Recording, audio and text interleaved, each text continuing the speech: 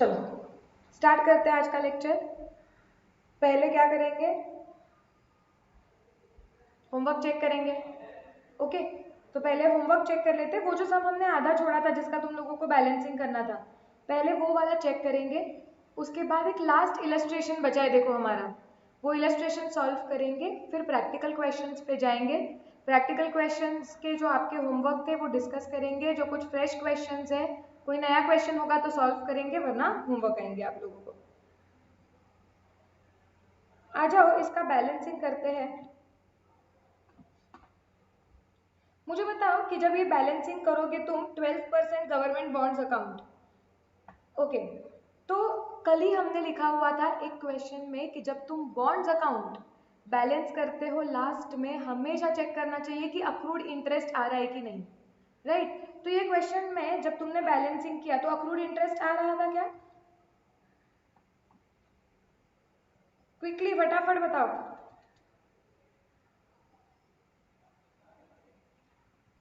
या सब लोग भूल गए, नहीं किया सॉल्व?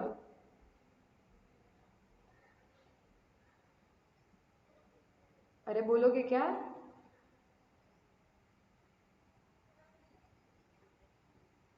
अक्रूड इंटरेस्ट कितना आया फिगर?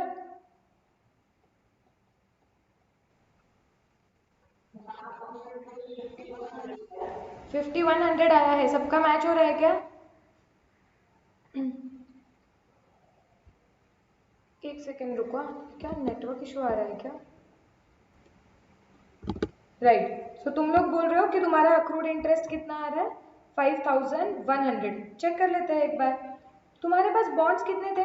पहले 1200 के थे, फिर 2000 के थे, लेकिन तुमने 1500 के बेच दिए थे। तो मतलब तुम्हारे पास साल के आखिरी दिन पे सिर्फ 1700 बॉन्ड्स थे। तो ये 1700 के बॉन्ड्स के ऊपर का ही तुम इंटरेस्ट अक्रू करोगे। अब तुम्हें लास्ट इंटरेस्ट कब मिल चुका था? इंटरेस्ट डेट क्या थी तुम्हारी? जून और दिसंबर। तो लास्ट इंटरेस्ट तुम्हें दिसंबर में मिल चुका था। तो इसका मतलब जनवरी फरवरी मार्च का interest you have earned, however you have not received, so you have to pass entry for it. तो ये 1700 पे तुम्हारा इंटरेस्ट कितना आएगा? 1700 into 100 into 12% divide by 12 into 3, 5100। Correct है काव्या? तो हम क्या लिख देंगे? बाय एक्रूड इंटरेस्ट,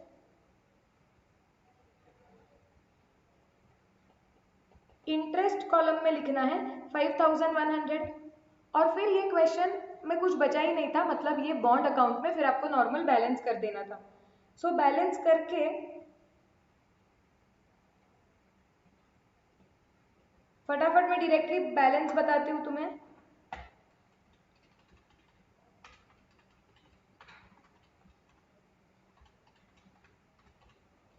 बॉन्ड का बैलेंस 1,68,938 आ रहा है क्या?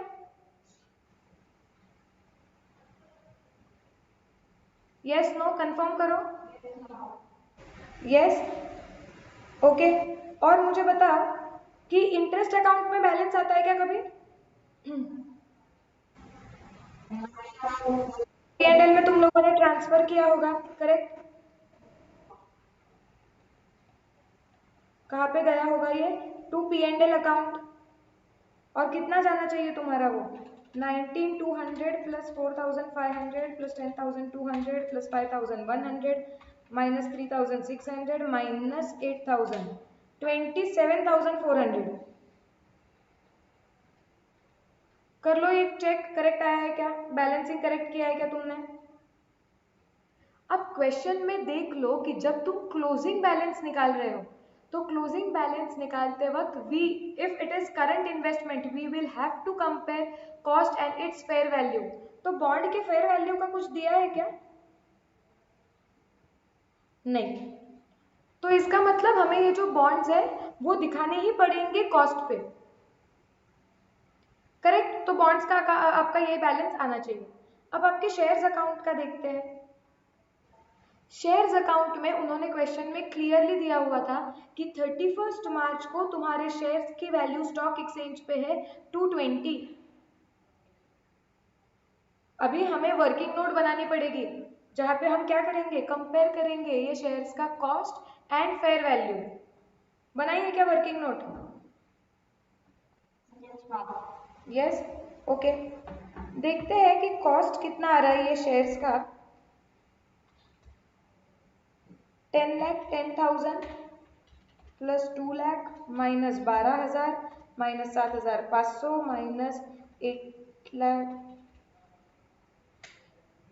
299,500 कॉस्ट आ रही है क्या शेयर्स की?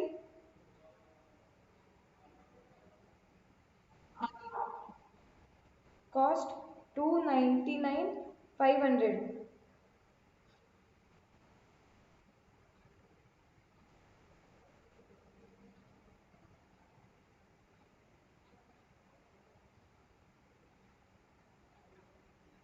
ओके, एक बार चेक करो, एक सेकेंड। सेम आ रही है ना तुम लोगों की भी?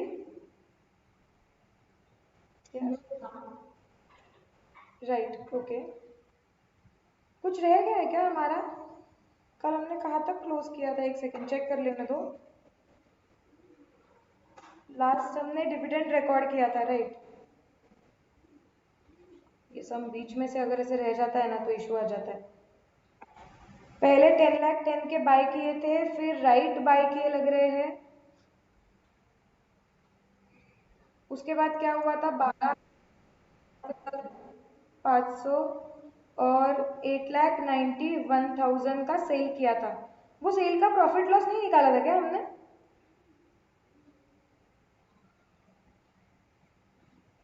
चेक क्यों करो। लास्ट का जो हमारा दिसंबर 15 को क्या हुआ था? दिसंबर 15 को 3,000 शेयर्स हमने बेचे थे। वो 3,000 शेयर्स को बेच के प्रॉफिट लॉस कितना आया था वो कैलकुलेट नहीं किया है क्या?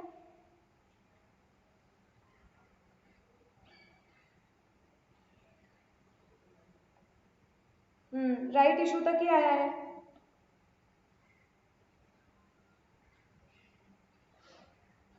जो इक्विटी शेयर सेल किए हैं,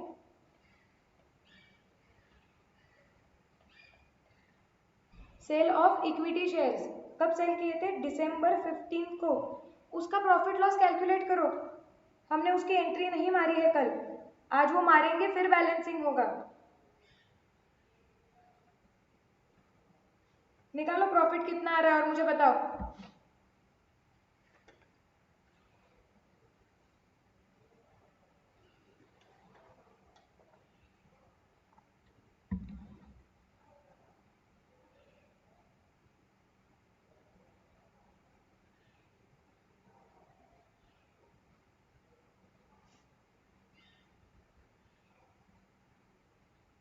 चलो मैं भी करती हूँ, तुम भी साथ में सॉल्व करो। उसकी सेलिंग प्राइस कितनी आई थी? 3,000 बेचे थे शेयर्स, 8,91,000। कॉस्ट प्राइस देखो कितनी आ रही है। क्वेश्चन चेक करो हमेशा कि कॉस्ट कैसे निकालना है, एवरेज कॉस्ट लेना है, फीफो लेना है। क्वेश्चन में क्या बोला हुआ है? एवरेज कॉस्ट लेना है, मार्क भी किया है हमने। देखो कितना आ रहा है एवरेज कॉस्ट इसका।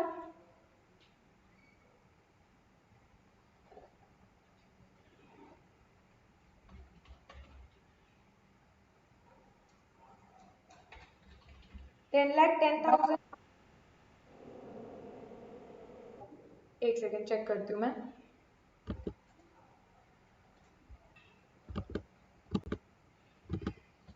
कॉस्ट कैलकुलेट करो। 10,10,000 प्लस 2 लाख माइनस 12,000 माइनस 7,500। कितने थे हमारे पास वो? Divided by 7,800 and multiplied by 3,000।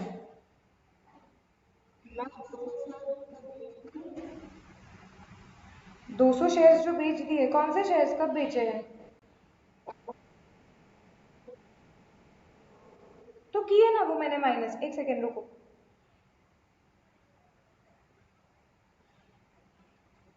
नहीं, 22 अगस्त को हमने जो एंट्री मारी है वो शेयर्स नहीं बेचे हैं काव्या, वो हमने राइट्स बेचे हुए हैं।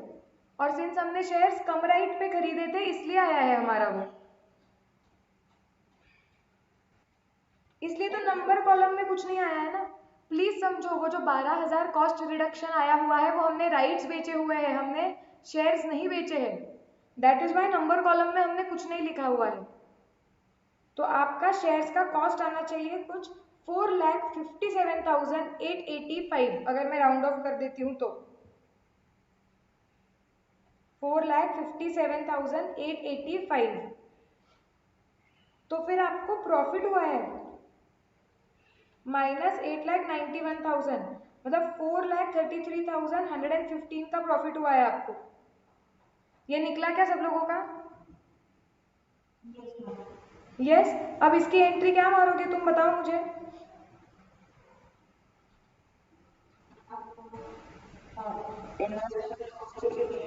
Investment account debit to P&L, correct. Cost column में लिख दो 4,33,115, राउंड ऑफ कर दिया है मैंने। ये एंट्री हम कब मारेंगे? दिसंबर 15 को, जब सेल हुआ है। फिर हमने इंटरिम डिविडेंड जो रिसीव किया था जनवरी में, हमने उसकी एंट्री मार दी थी। अब हमें क्या करना है? अब हमें निकालना है balance.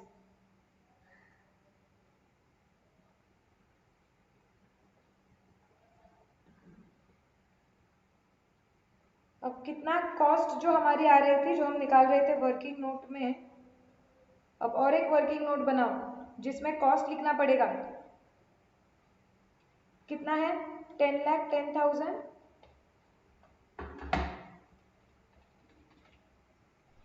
Plus 2 lakh plus 4,33,115 minus 12,000 minus 7,500 minus 8,91,000, कुछ 7,32,615 का हमारा कॉस्ट आ रहा है। 7,32,615 मैच हो रहा है मेरे साथ ये?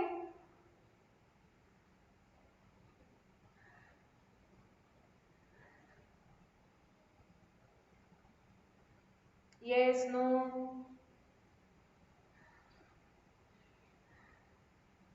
निकालो निकालो, फिर बताओ मैच हो रहा है कि नहीं। करेक्ट। और इससे हमें क्या कंपेयर करना है? अभी हमें कंपेयर करना पड़ेगा कि ये जो शेयर्स बचे हुए हैं उनकी फेयर वैल्यू कितनी है। तो हम फेयर वैल्यू लिखेंगे। क्वेश्चन में बताया हुआ है कि फेयर वैल्यू एक शेयर की 220 लेनी है, मल्टीप्लाइड बाय कितने शेयर्स है हमारे पास? देखो 5,000 plus 2,000 plus 800 and minus 3,000, 4,800 shares है हमारे पास, मल्टीप्लाइड बाय 220।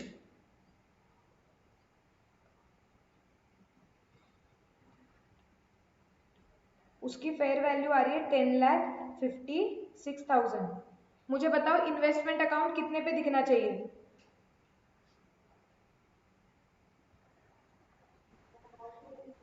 कॉस्ट पे दिखना चाहिए। तो तुम नीचे हेडिंग दे दोगे, नोट लिख दोगे।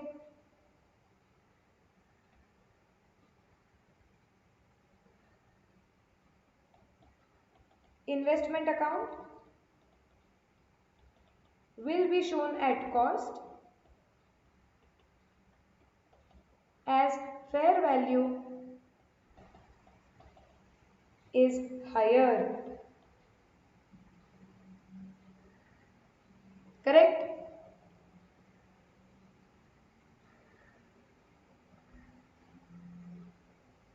तो यहाँ पे लिख दो March 31 by balance carried forward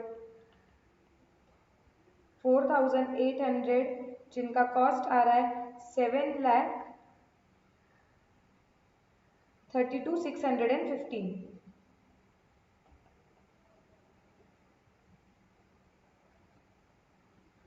आ गया?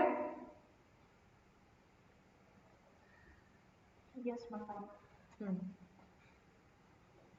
अभी जो डिविडेंड कॉलम है, डिविडेंड अकाउंट है, उसमें जो आया हुआ बैलेंस है वो P&L में आप लोगों को ट्रांसफर करना पड़ेगा। तो हम यहाँ पे डाल देंगे March 31 टू P&L अकाउंट। कितना डिविडेंड था? 4,800। तो वो तुम्हारा चला जाएगा P&L को।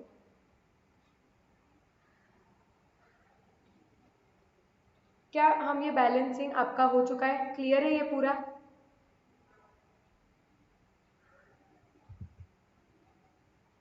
Yes ma'am. Yes. Vishwajeet, Saloni, Shravani? Yes ma'am. Yes ma'am. Yes.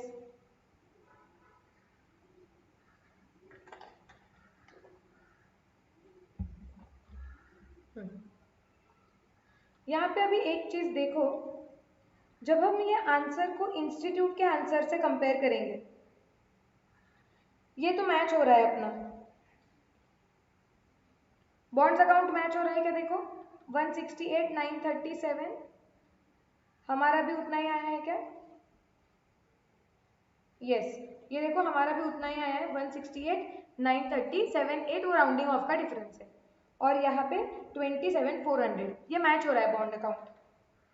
अभी अगर आप investment in equity shares account देखोगे, उनका बैलेंस आ रहा है 7,40,000 शेयर्स का, और हमारा कुछ आ रहा है 7,32,000 यहाँ पे। ये डिफरेंस क्यों आ रहा है? क्योंकि हमने ये 12,000 रुपए जो राइट्स को बेच के आए थे हमें, वो हमने कॉस्ट को क्रेडिट किए हुए हैं, हमने इन्वेस्टमेंट अकाउंट को क्रेडिट किए हैं, ये कॉस्ट रिडक्शन है। लेकिन somehow institute has not done that. देखो आपको अमाउंट कॉलम में कहीं भी वो 12,000 की फिगर दिखेगी ही नहीं, बाकी सब हमारा और उनका मैच हो रहा है। वर्किंग नोट देखोगे तो राइट्स बेच के जो 12,000 रुपए आए हुए हैं, कोई यहाँ पे कहीं तो होगा, हाँ ये 12,000 बताया गया है, it will be credited to the statement of profit and loss. Okay, ये एरर है, this is not correct. Unless and until आप बोल रहे हो कि जब आपने शेयर खरीदा आपने कम राइट खरीदा, ओके, फिर राइट्स इशू हो गए, और मतलब अगर आप बात कर रहे हो कि ये जो राइट्स है इनका कोई लेना देना ही नहीं है तुम्हारे, क्या बात करते हैं कि जब हमने कम राइट शेयर्स खरीदे बेसिकली, तो हमने राइट्स के लिए पैसे दिए, और यहाँ पे ये 12,000 जो हमने राइट्स को बेच के लाए, वो बोल रहे हैं कि उसका और आपके शेयर्स के कॉस्ट का कोई लेना देना ही नहीं है, P&L में डाल दिया डायरेक्ट। तो ये करेक्ट नहीं है, क्योंकि हमने ये सीखा हुआ है कि अगर आप कम राइट शेयर खरीदते हो और फिर राइट्स बेचते हो, तो this is what, this is recovery of the cost of rights, and that is why it has to be credited to investment account. Clear है क्या? इसमें एक छोटा सा क्वेश्चन हम नीचे प्रैक्टिकल क्वेश्चंस का भी करेंगे, लेकिन इस क्वेश्चन में इंस्टीट्यूट ने क्यों नहीं किया है आई डोंट नो। हम वैसे ही करेंगे, अगर कम राइट बेसिस पे खरीदा हुआ है शेयर और दिख रहा है कि राइट्स बेच के हमने वो पैसे रिकवर किए हुए हैं, तो हमें इन्वेस्टमेंट अकाउंट को ही क्रेडिट करना होता है, और हम उसमें ही करेंगे। Are we absolutely clear about this? Yes ma'am. Yes ma'am. Yes, okay, एक सेकेंड। चलो जाना है क्या अभी नेक्स्ट क्वेश्चन पे? ये क्वेश्चन एकदम अच्छी तरीके से क्लियर है? Yes ma'am. Yes, okay. Homework questions बचे हुए बाद में करेंगे, पहले नेक्स्ट इलस्ट्रेशन पे जाते हैं। ये हमारे इंस्टीट्यूट के मॉड्यूल का लास्ट इलस्ट्रेशन है, ओके। देखो इंटरेस्टिंग है ये। Mr. Brown has made following transactions during the financial year 2011-12, assume करो, ओके। अब क्या हुआ है, एक सेकेंड ना, हाँ, अब क्या हुआ है देखो, 1 मई को सारे ट्रांजैक्शंस पहले पढ़ेंगे ऊपर ऊपर से, फिर डिसाइड करेंगे कि कौन से अकाउंट्स बनाने हैं, और फिर अकाउंटिंग चालू करेंगे। सो पहले आपने 24,000 कुछ बॉन्ड्स खरीदे हुए हैं, 24,000 क्वांटिटी है, हाँ, तो 24,000 बॉन्ड्स खरीदे हैं, 100 रुपए उनकी फेस वैल्यू है, 84 कम इंटरेस्ट पे खरीदे हुए हैं। ये जो बॉन्ड्स है उस पर इंटरेस्ट कब पेएबल है? 30 सितंबर, 31 मार्च, ठीक है।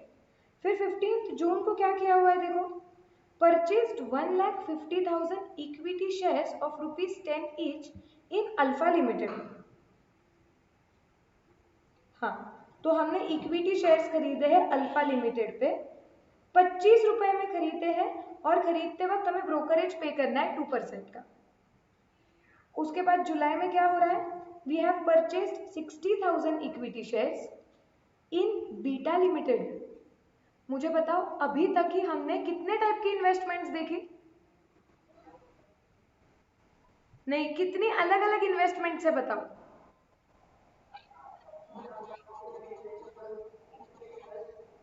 एक बॉन्ड्स देखे यहाँ पे 12% बॉन्ड्स, डिबेंचर्स नहीं है यहाँ पे। उसके बाद हमने देखा कि equity shares of Alpha limited, और फिर अभी देख रहे हैं equity shares of Beta limited. तो क्या हमें 3 इन्वेस्टमेंट अकाउंट तो इधर तक ही बनाने हैं, राइट? ओके, अभी आगे जाते हैं। इसमें भी 24 रुपीज पे खरीदा हुआ है, ये भी ब्रोकर के पास से खरीदा हुआ है, तो 2% ब्रोकरेज लग रहा है हमें। Alpha limited made a bonus issue, ठीक है, बोनस हुआ है अल्फा का, of 2 shares for every 3 shares held, मतलब 2:3 है, ठीक है। उसके बाद sold 80,000 shares in Alpha limited, shares बेच भी दिए हमने अल्फा लिमिटेड के 22 रुपए में। फिर जनवरी में इंटरिम डिविडेंड मिला हुआ है हमें अल्फा लिमिटेड कंपनी से, कितना परसेंट? 15%। फिर 15 जनवरी को बीटा लिमिटेड ने राइट किया, right issue of 1 equity share for every 4 share held, मतलब 1:4 हो गया ये, एट ₹5 पर शेयर। 5 पर शेयर क्या है? Exercise price. अब ये जो मिस्टर ब्राउन है जिसके बुक्स में हमें अकाउंटिंग करना है, he exercised his option for 40% of his entitlements. Okay, मतलब 40% ऑफ एंटाइटल जो भी है उसने एक्सरसाइज किया है वो, and he sold balance rights, मतलब जो सोल्ड किया हुआ है वो कितना है? 60%। 40% खरीदा तो 60% बेचा। कितने में बेचा है? 2.25 इज सेलिंग प्राइस, ठीक है। अभी 1 मार्च को जो आप हम वो बॉन्ड्स के बारे में बात कर रहे थे जो स्टार्टिंग में खरीदे हुए हैं, वो बॉन्ड्स हमने बेचे हुए हैं 90 रुपीज एक्स इंटरेस्ट पे। 15 मार्च को हमें इंटरिम डिविडेंड मिला हुआ है बीटा लिमिटेड से। सो 3 प्राइमरी इन्वेस्टमेंट के बारे में बात कर रहे हैं, bonds, shares, equity shares in alpha and equity shares in beta.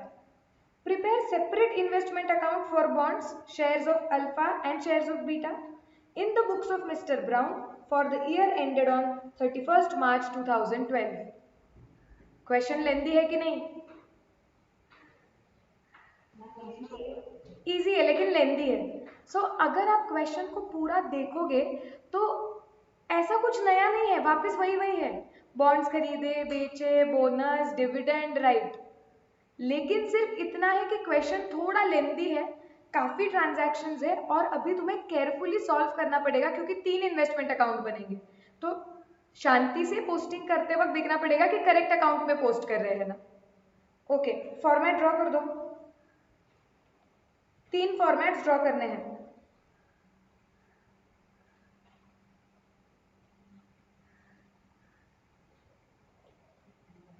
Ma'am फिर हम खुद से ट्राई करें क्या? खुद से ट्राई करना है तुम लोगों को ये क्वेश्चन, या मेरे साथ करना है? बताओ।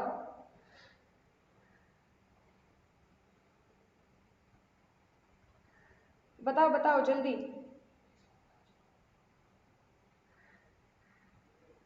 अरे बाकी के लोग सो गए क्या?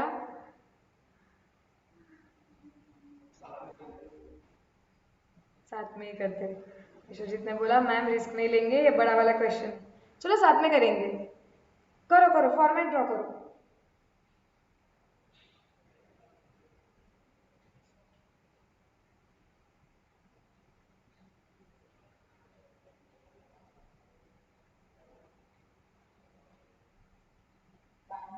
हाँ, हो ये तो है ना, बोल।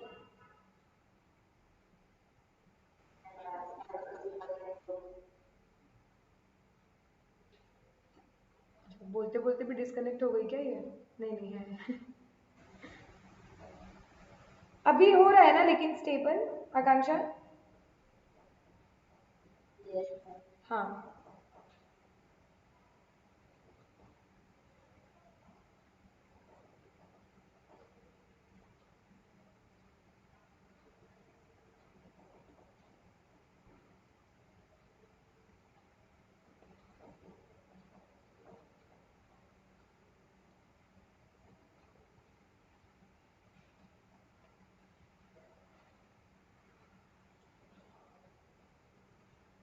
मैम अल्फा में तो नहीं आएगा ना डिविडेंड का कॉलम? कर लो ना ड्रॉ, है ना एक बार इंटरिम डिविडेंड अल्फा का भी तो है ना, देखो 1 जनवरी को received interim dividend from alpha. Yes ma'am, yes ma'am.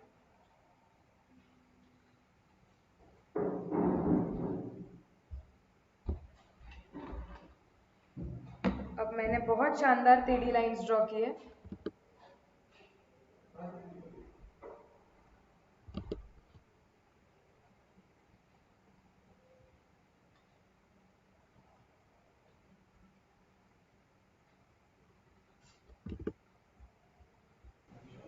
Format draw करके हो गया है? हाँ हाँ करो ड्रॉ, हेडिंग वगैरह बराबर से दे दो।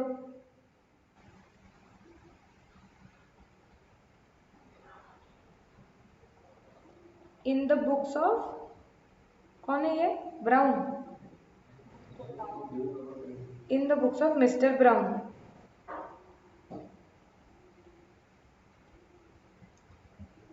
ओके, क्या ड्रॉ कर रहे हैं हम, investment account for the year ended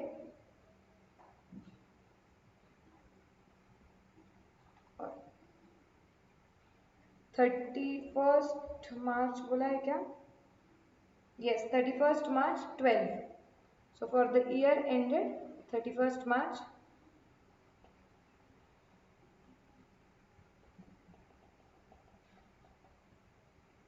12। फटाफट नाम दे दो, पहला अकाउंट कौन सा है, बॉन्ड अकाउंट,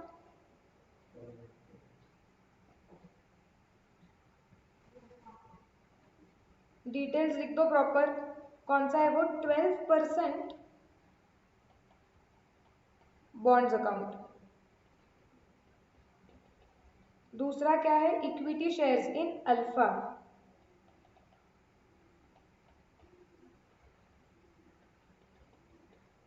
तीसरा क्या है, equity shares in beta.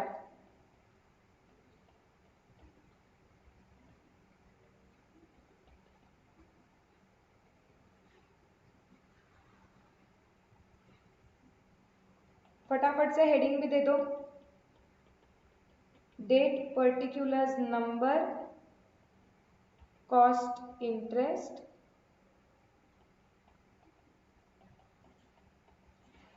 Date particulars number cost interest. नीचे तुम्हारा आएगा date particulars number cost dividend,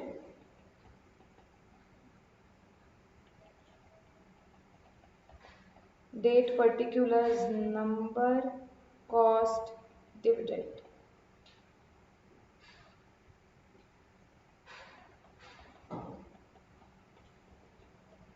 exam में अगर इतना बड़ा क्वेश्चन आया तो बहुत स्पीड बढ़ानी पड़ेगी, क्योंकि तुम देख रहे हो फॉर्मेट ड्रॉ करने में भी काफी टाइम जा रहा है।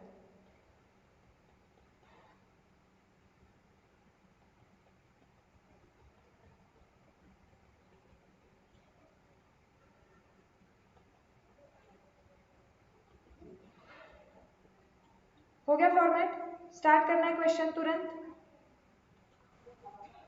यस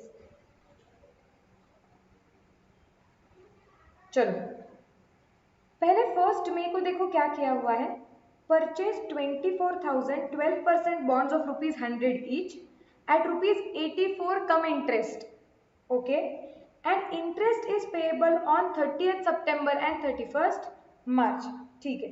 अब जब तुम्हें पता है कि सितंबर और मार्च में इंटरेस्ट आने वाला है, और एक चीज पहले से कर लो, ये जो डेट वाइज उन्होंने हमें ट्रांजैक्शंस दिए हुए हैं, यहाँ डेट वाइज देखो जुलाई के बाद डायरेक्टली अक्टूबर का ट्रांजैक्शन है, देखो यहाँ बीच में सितंबर में क्या हो सकता है, इंटरेस्ट मिल सकता है, और लास्ट कब है 31 मार्च, तो 31 मार्च पे यहाँ और एक चीज ध्यान में रखनी चाहिए कि यहाँ पे भी इंटरेस्ट मिल सकता है, यस और नो। स्मार्टली पहले एग्जाम में ये लिख लो ताकि स्किप ना हो जाए। अब चलो फटाफट चालू करते हैं, निकालो स्प्लिट और बताओ इंटरेस्ट के लिए कितना, इंटरेस्ट कॉलम में कितना आएगा, इन्वेस्टमेंट कॉलम में, कॉस्ट कॉलम में कितना आएगा जब हमने बॉन्ड्स खरीदे हैं। वर्किंग नोट बनाओ नीचे, या डायरेक्टली अभी कैलकुलेटर पे आ रहा होगा तो वो भी चलेगा। फटाफट निकाल के बताओ।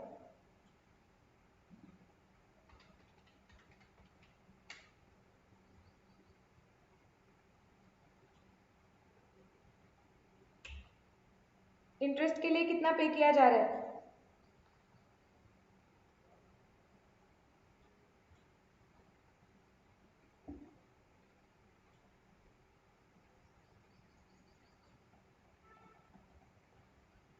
वर्किंग नोट फर्स्ट, टोटल कितने में खरीदा है?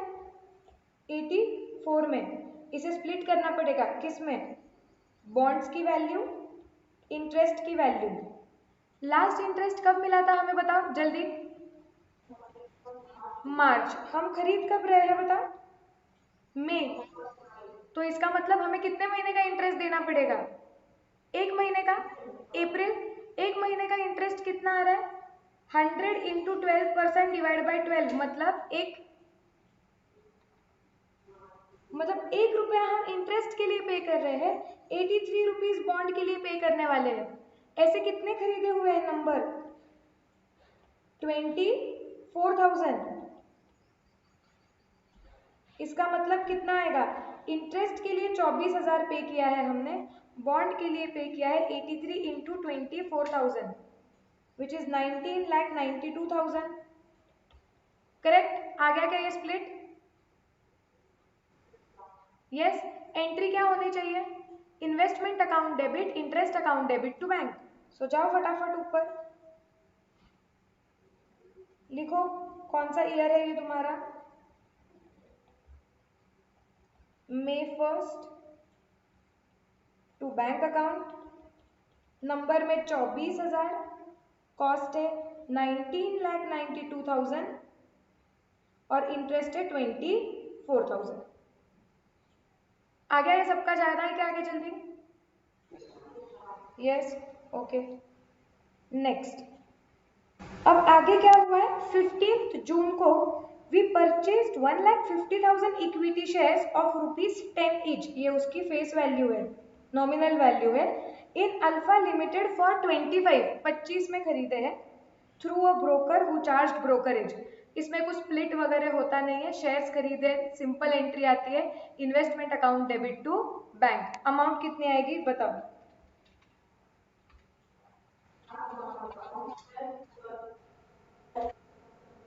38,25,000, that is correct. 1,50,000 into 25 plus brokerage बोलना मत 2%, करेक्ट? सो जाओ फिर अल्फा में जाना है और अल्फा खरीदे हैं, सो जाओ अल्फा में और लिखो डेट, कब खरीदे? जून 15 टू बैंक अकाउंट, कितने खरीदे? 1,50,000, कॉस्ट हमें आ गया 38,25,000। जाना है आगे? 10 जुलाई को देखो क्या हुआ, आपने परचेज किए 60,000 equity shares of ₹10 each in beta for 44, ठीक है? वो भी ब्रोकर थ्रू खरीदे और आपको 2% ब्रोकरेज पे करना पड़ा। तो विश्वजीत बताओ कॉस्ट कितना आएगा?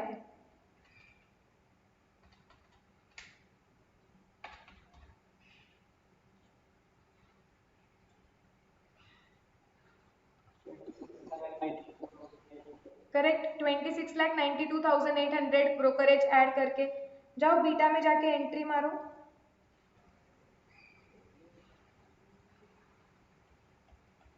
डेट क्या है? जुलाई 10 है क्या?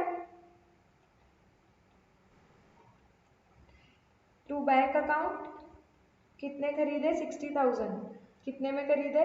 26,92,800 ब्रोकरेज ऐड करके। अब देखो जुलाई के बाद उन्होंने दिया था डायरेक्टली अक्टूबर, लेकिन बीच में आएगा सितंबर, और सितंबर में क्या होगा, हमें ये बॉन्ड्स पे इंटरेस्ट मिलेगा। जाओ बॉन्ड्स अकाउंट में। ओके, कितने की बॉन्ड्स है, 24,000 तो बॉन्ड्स है हमारे पास, जिनकी फेस वैल्यू कितनी है, 100। इंटरेस्ट निकालो, उस पर कितना मिलेगा,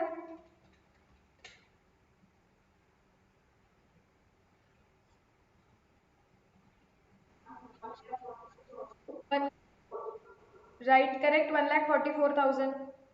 जाओ डेट लिखो, सितंबर 30। एंट्री क्या आएगी, bank account debit to interest, so by bank account. जिनका नहीं आया कैसे निकालना है, 24,000 इंटू 100 इंटू 12% डिवाइडेड बाई 2, 6 महीने का मिलने वाला है, क्योंकि सिर्फ नंबर कुछ होता नहीं है। इंटरेस्ट है 1,44,000। इधर तक क्लियर, जाए आगे हम।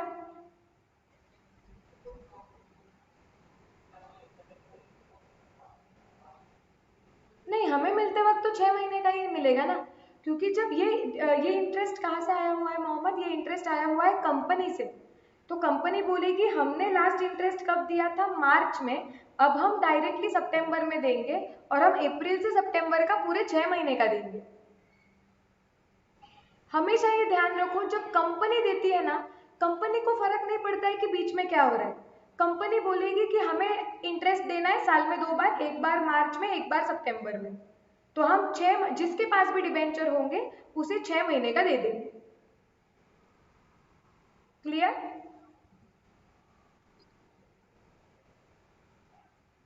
चलो, अब अक्टूबर में क्या हुआ है, अल्फा ने बोनस किया इन द रेशियो ऑफ 2:3। देखो तो हमें कितना मिलेंगे बोनस शेयर्स, अल्फा है, अल्फा के अकाउंट में जाओ, 2:3 रेशियो है, बताओ कितने मिलेंगे, 1,00,000। 1,50,000 डिवाइड बाई 3 इंटू 2। कॉस्ट वगैरह कुछ आता नहीं, जर्नल एंट्री आती नहीं है, लिख दो डायरेक्टली, अक्टूबर में एंट्री मार दो सिर्फ नंबर कॉलम में, टू बोनस शेयर्स 1,00,000। डेट क्या है, अक्टूबर 14, करेक्ट। आगे जाते हैं, अब जनवरी महीना आ गया, इनका क्या है, सितंबर और मार्च है ना, हाँ।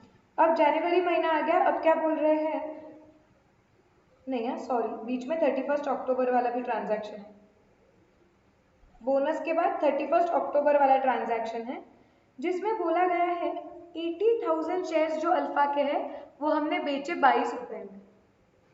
सिंपल एंट्री क्या आती है, bank account debit to investment account, कितने अमाउंट से,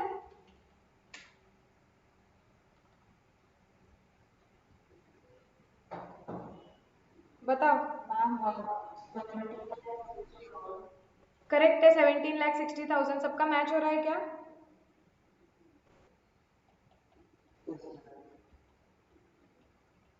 बाय बैंक अकाउंट लिख दो, 17,60,000।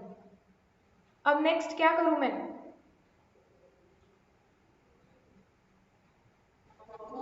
Profit loss.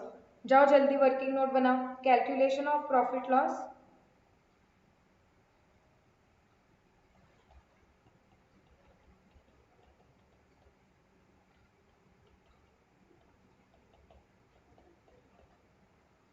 On sale of shares of alpha,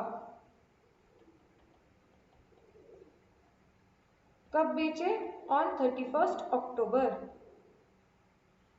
कैसे निकालेंगे प्रॉफिट लॉस, सबसे पहले क्या लिखेंगे इसका, सेलिंग प्राइस। सेलिंग प्राइस कितना आता है, 17,60,000।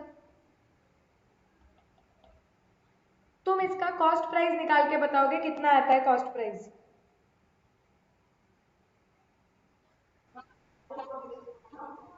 क्वेश्चन में कुछ स्पेसिफाई किया है क्या, देखो कुछ भी स्पेसिफाई नहीं किया है कि फीफो लेना है या एवरेज कॉस्ट लेना है, हम एवरेज कॉस्ट ले लेंगे इसलिए।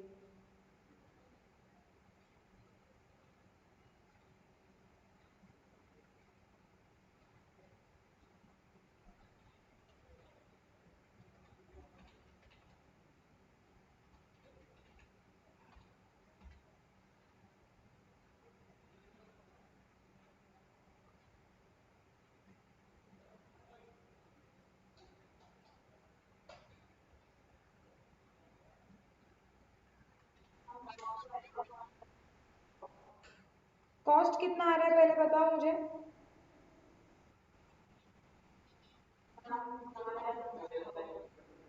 करेक्ट, 12,24,000। ओके, इसका निकालना एवरेज बहुत सिंपल था।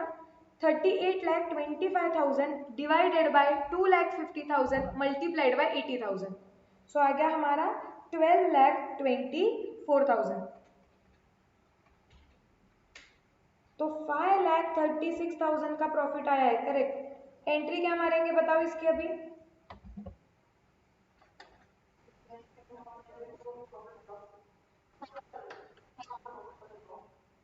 करेक्ट है, investment account debit to P and L. जाओ अल्फा में लिख दो, as on date of sale October 31st, to profit and loss account to P and L account, cost column में 5,36,000। चलो, तो ये वाला भी हो गया हमारा। अब क्या बोला है, we have received 15% interim dividend on shares of Alpha Limited. Alpha Limited के जो शेयर्स है उस पर इंटरिम डिविडेंड मिला हुआ है। जाओ तो वहां पे देखो एक बार अल्फा हमारे पास कौन से शेयर्स है अल्फा के। एक तो हमने जून में खुद खरीदे थे 1,50,000, फिर हमें बोनस मिला था 1,00,000 का, बस ये है। और उसके बाद हमने उसमें से कुछ 80,000 के शेयर्स बेच दिए। अब सबसे पहले क्वेश्चन तुम पूछोगे, सारे शेयर्स एलिजिबल है क्या इंटरिम डिविडेंड मिलने के लिए? कोई ऐसा शेयर है क्या कि जिसपे हमें इंटरिम डिविडेंड मिलेगा ही नहीं? जैसे कुछ क्वेश्चंस में वो बोलते थे कि आपको बोनस और राइट पे मिलेगा नहीं, यहाँ पे ऐसा कोई किस्सा है क्या? नहीं, एक तो क्वेश्चन भी नहीं बोल रहा है। सेकेंडली अगर आप देखोगे तो इंटरिम डिविडेंड मतलब इस साल का डिविडेंड है, और अल्फा ने बोनस दिया हुआ था, लेकिन बोनस भी इंटरिम डिविडेंड के पहले दे दिया है हमें। तो इस केस में वो बोनस शेयर्स पे भी इंटरिम डिविडेंड मिलेगा, तो मिलेगा तो सारे शेयर्स पे। अब कैलकुलेट करो कितना है वो।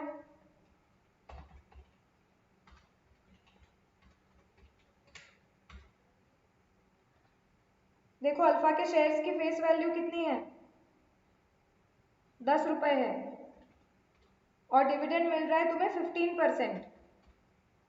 कितना आ रहा है?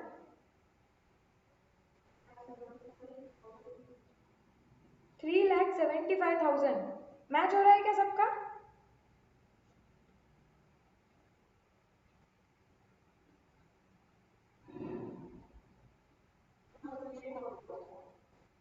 उसको खुद को ही पता चल गया। 2,55,000 इज करेक्ट। कैसे? तुम्हारे पास टोटल 2,50,000 शेयर्स थे minus 80,000, so you have 1,70,000 shares multiplied by 10 into 15%, that is 2,55,000। अब क्विकली बताओ, this dividend does it represent your income और does it represent your reduction of cost? ये तो इनकम है, क्योंकि सारे शेयर्स तुम्हारे पास है अभी। मतलब ये डिविडेंड कब डिक्लेयर किया गया है, तुमने जब शेयर्स खरीदे उसके बाद डिविडेंड आया हुआ है, तो तुम्हारे पास शेयर्स ऑलरेडी थे, और अब तुम्हें डिविडेंड मिला है, मतलब ये प्रॉफिट पे तुम्हारा अधिकार है, क्योंकि तुम ओनर बन चुके थे। तुम ओनर थे और उसी साल का, जिस साल के तुम ओनर हो उसी साल में प्रॉफिट, उसी साल का प्रॉफिट बटा है, तो ये तुम्हारी इनकम है। सो डाल दो simple entry, bank account debit to dividend. 1 जनवरी को आएगा।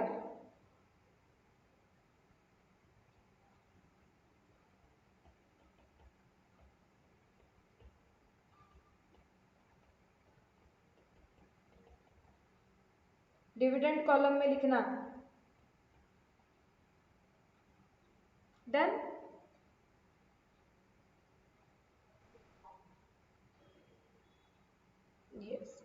आगे जाएंगे। और अब 15 जैन को क्या हुआ, ये जो बीटा लिमिटेड है, ये बीटा ने किया है राइट, और राइट का रेशो क्या बोल रहे हैं, हमने देखा है 1:4। एक्सरसाइज प्राइस बोली है 5 की, राइट बेचने का बोला है 2.25। राइट आया तो हमें डायरेक्टली कहाँ पे जाना चाहिए वर्किंग नोट बनाने के लिए, जाओ देखो तो हमें कितने राइट्स ऑफर हो रहे हैं।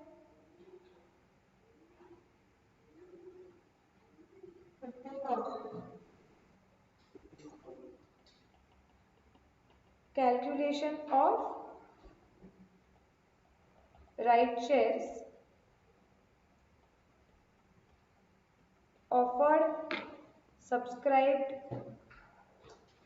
And sold. हमारे पास टोटल थे 60,000 शेयर्स, और हमारा रेशो क्या आ रहा है 1:4। तो 60,000 डिवाइडेड बाय 4, 15,000 आएगा, करेक्ट है। अब ये 15,000 को स्प्लिट करेंगे, कुछ सब्सक्राइब किए हैं, कुछ बेचे हैं। सब्सक्राइब कितना परसेंटेज किया है बताओ,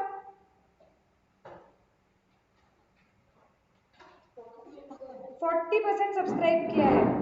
ही एक्सरसाइज्ड हिज ऑप्शन फॉर 40%। सो 40% अगर हम देखेंगे तो हमने 40% सब्सक्राइब किया हुआ है और 60% बेचा हुआ है, मतलब 6,000 शेयर्स हमने खरीदे और 9,000 का बेच दिया। अब ये कितने में खरीदे हैं, एक्सरसाइज प्राइस क्वेश्चन में हमने कितनी मार्क की है, देखो तो 5 रुपए मार्क किए, देखा क्या,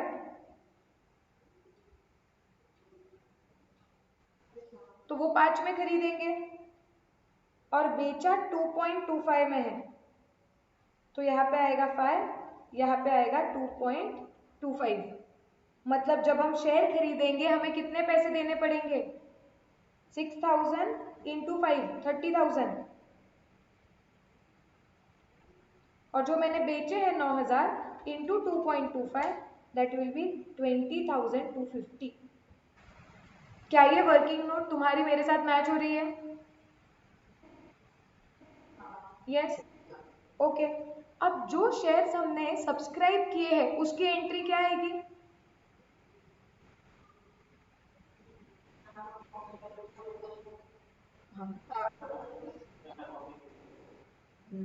काव्या बैंक टू इन्वेस्टमेंट बेच रहे हैं क्या, फिर खरीदते वक्त बैंक को डेबिट जाया, ऐसे कानों को चुभने चाहिए ऐसे गलत एंट्रीज, कि हम परचेज बोल रहे हैं तो बैंक को डेबिट कैसे बोल सकते हैं। सो टू बैंक अकाउंट, हम नंबर कॉलम में लिखेंगे 6,000, अमाउंट कॉलम में लिखेंगे 30,000, बीटा की इसमें लिखो, और डेट है जनवरी 15।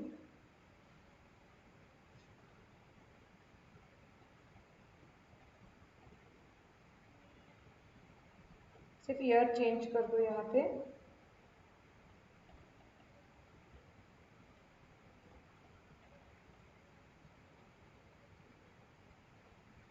अभी जो राइट्स बेचे उसकी एंट्री कहाँ पे जाएगी,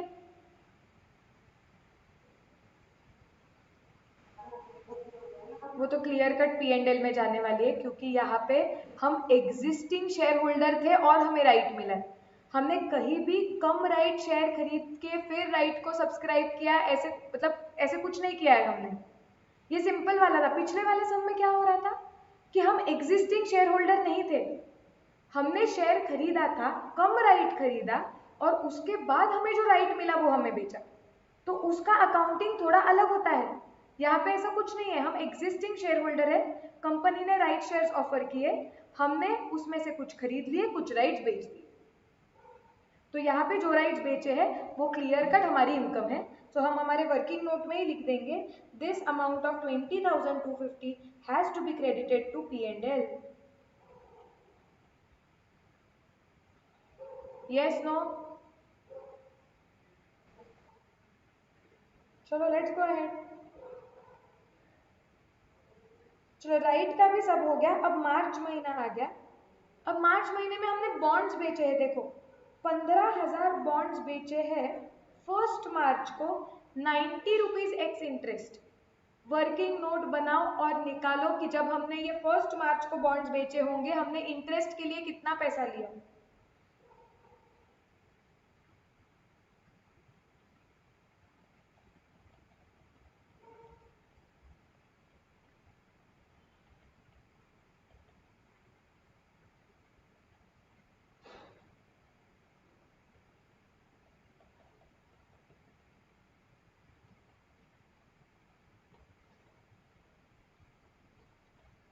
So calculation of interest collected on sale of bonds.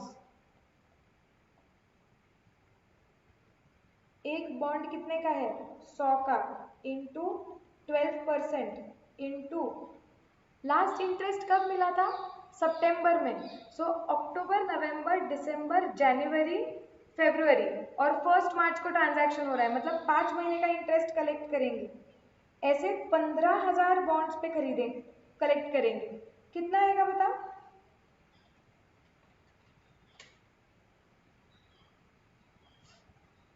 कितना आया बताओ। 75,000 इज करेक्ट। अब एंट्री क्या मारेंगे बैंक अकाउंट डेबिट, जो सिर्फ बॉन्ड्स के लिए पैसे हमने जमा किए हैं। ओके, सिर्फ बॉन्ड्स के लिए हमने कितने पैसे लिए हैं देखो तो क्वेश्चन में 90 रुपीज एक्स इंटरेस्ट, तो सिर्फ बॉन्ड्स के लिए 90 रुपए लिए हैं। सो बैंक में टोटल अमाउंट आएगी bank account debit to bonds, मतलब टू इन्वेस्टमेंट अकाउंट आएगा 15,000 इंटू 90 और इंटरेस्ट हमने निकाला हुआ है टू इंटरेस्ट 75,000। जाओ तो तुम्हारे बॉन्ड्स अकाउंट में ईयर चेंज करो, मार्च 1 लिखो, बाय बैंक अकाउंट 15,000 डिवेंचर बेच दिए जिनका कॉस्ट आ रहा है 15,000 into 90 straight away given in question 13,50,000 and we also collected interest which was not straight away given in the question, we calculated it of 75,000. yes, तुम्हारे figures मेरे साथ match हो रहे हैं क्या, इंडिपेंडेंटली तुम कैलकुलेट करो, हो रहा है। हाँ बोलो, ये वापस से बताओ ये वाली एंट्री। हाँ ठीक है, सी क्या हुआ है, हमने बॉन्ड्स बेच दिए, तो जब बेचे तब हमने 90 रुपीज कलेक्ट किए एक्स इंटरेस्ट, इसका मतलब 90 रुपीज सिर्फ बॉन्ड्स के लिए कलेक्ट हुए हैं। सो 15,000 मल्टीप्लाइड बाय 90, ये 13,50,000 have been collected only for bonds, plus we would have collected something extra for interest, क्योंकि हमें लास्ट इंटरेस्ट कब मिला था सितंबर में, हम बेच रहे हैं मार्च में।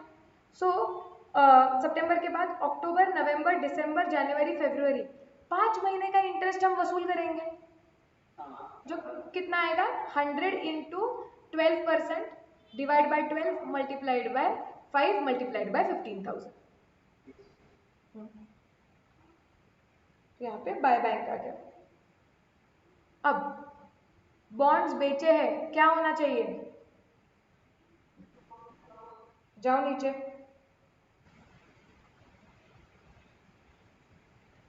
Next working note, calculation of profit oblique loss on sale of bonds. Selling price कितनी है बॉन्ड्स की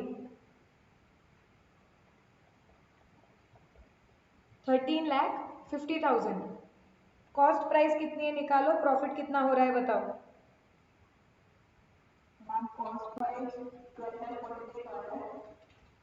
हाँ कैसे निकालोगे, 19,92,000 अगर आप देखोगे तो इतने में हमने बॉन्ड्स खरीदे हुए हैं।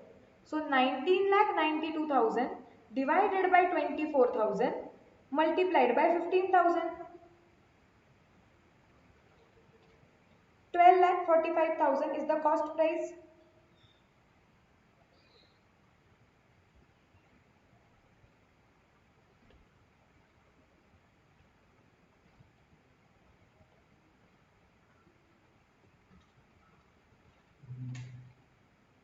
तो मतलब 1,05,000 का प्रॉफिट आ रहा है क्या?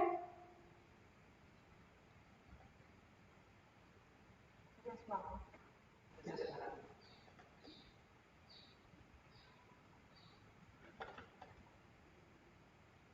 मारो एंट्री।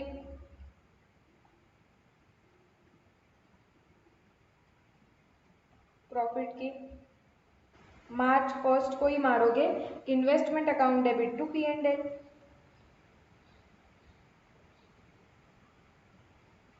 कॉस्ट कॉलम में 1,05,000।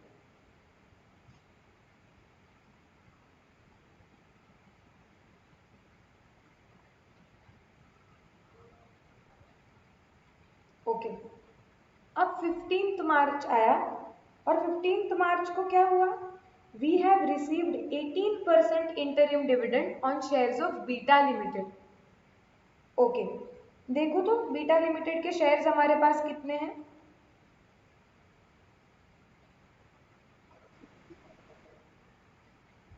करेक्ट, 66,000 है। क्वेश्चन में कुछ बोला है क्या कि बोनस और राइट पे लेना नहीं है करके? No, ma'am.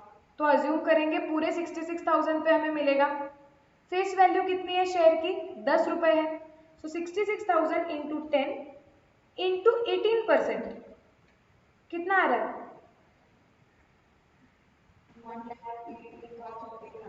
1,18,800। अब ये हमारी इनकम है या ये रिडक्शन ऑफ कॉस्ट है बताओ? Clearly income. हम ऑलरेडी ओनर है और उसी साल का प्रॉफिट मिल रहा है, तो सेम लॉजिक से इनकम है। So bank account debit to dividend डाल दो। कब मिल रहा है ये? 15th मार्च ना।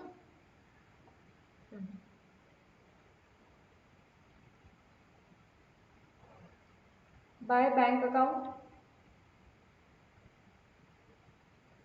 डिविडेंड कॉलम में 1,18,800।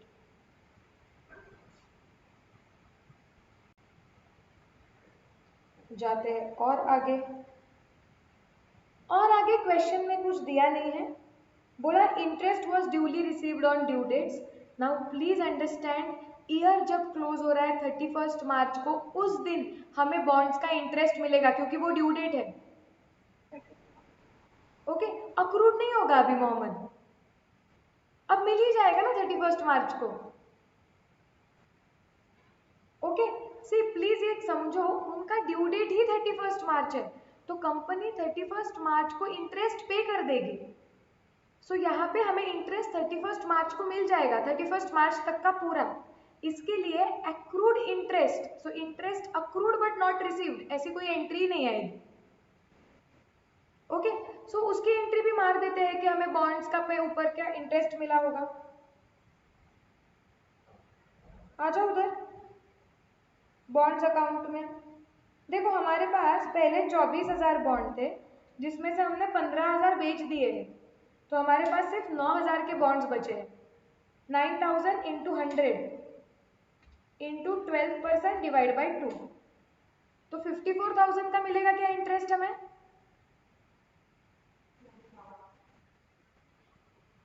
करो पहले, तुम खुद कैलकुलेट करो और मुझसे मैच हो रहा है क्या देखो।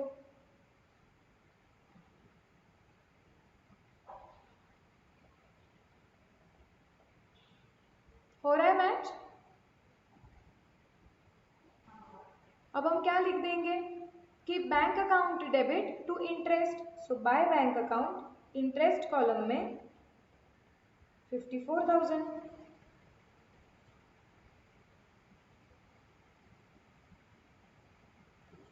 अब क्वेश्चन में कुछ भी फिर भी ऐसा है क्या जो बचा है?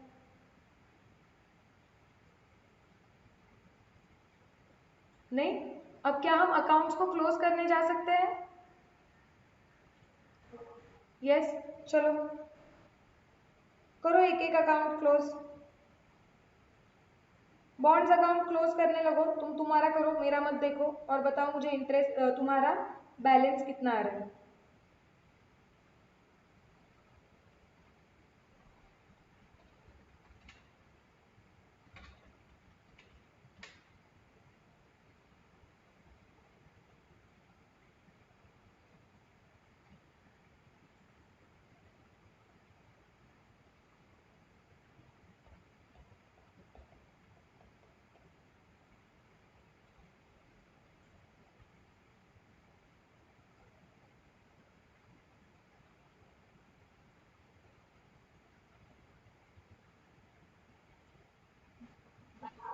हम्म,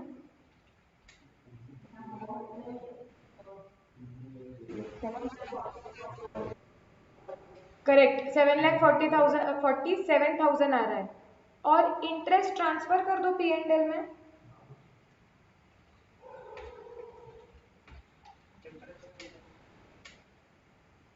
एक सेकेंड ना, करती हूँ मैं।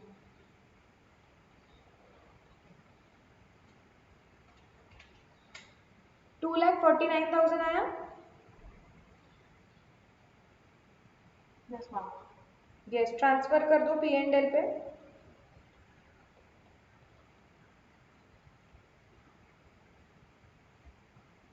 ये हो गया क्लोज हमारा ये अकाउंट। अल्फा अकाउंट पे जाओ।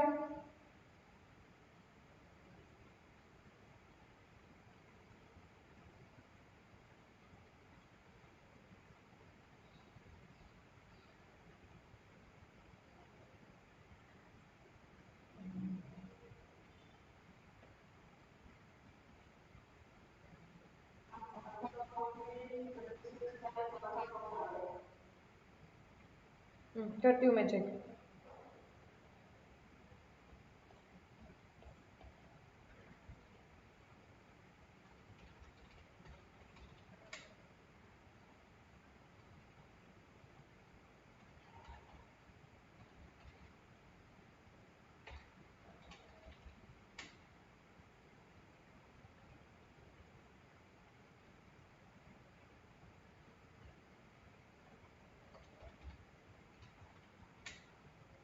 $26,01,000 ना।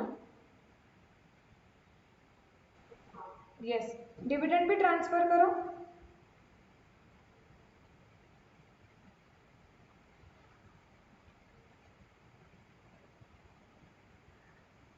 कुछ है नहीं डिविडेंड, सिर्फ 2,55,000 का है।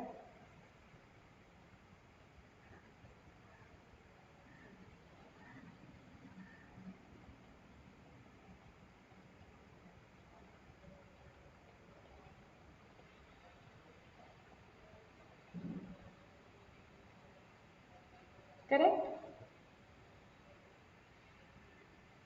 और बीटा का भी बैलेंस निकालो।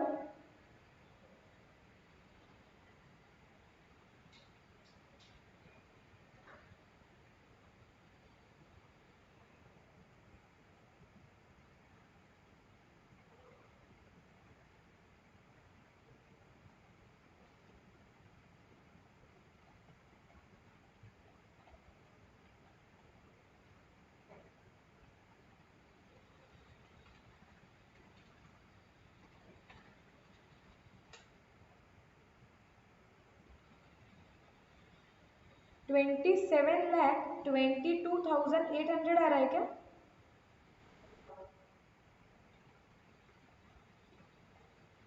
और डिविडेंड कितना ट्रांसफर हो रहा है? 1,18,800।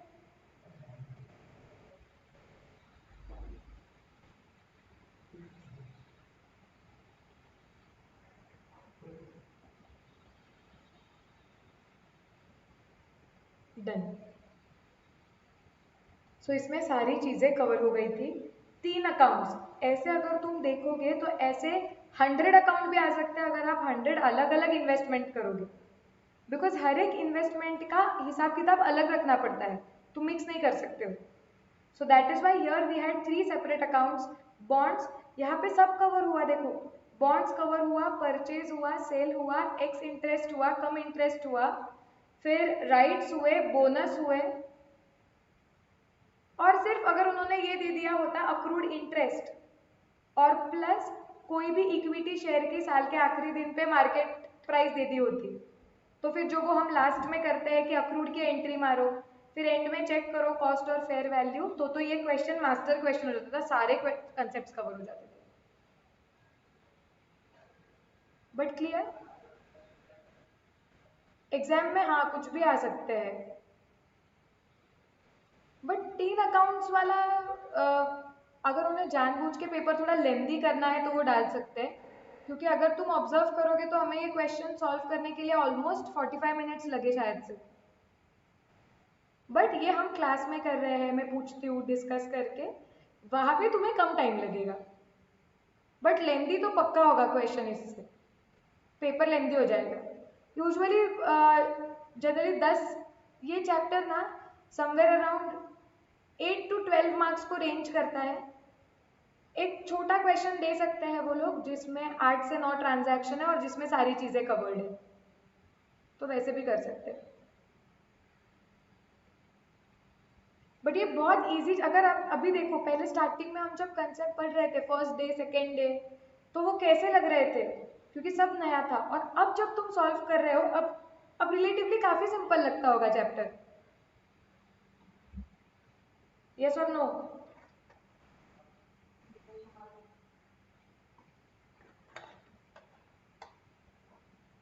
चलो, सो तुम्हारे स्टडी मटेरियल के सारे इलस्ट्रेशंस ऐसे कवर हो गए। अब चलो जाते हैं प्रैक्टिकल क्वेश्चंस पे।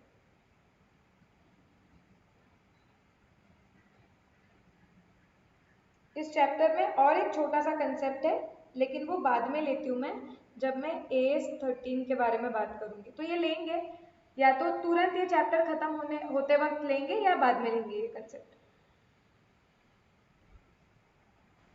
हाँ बोलो।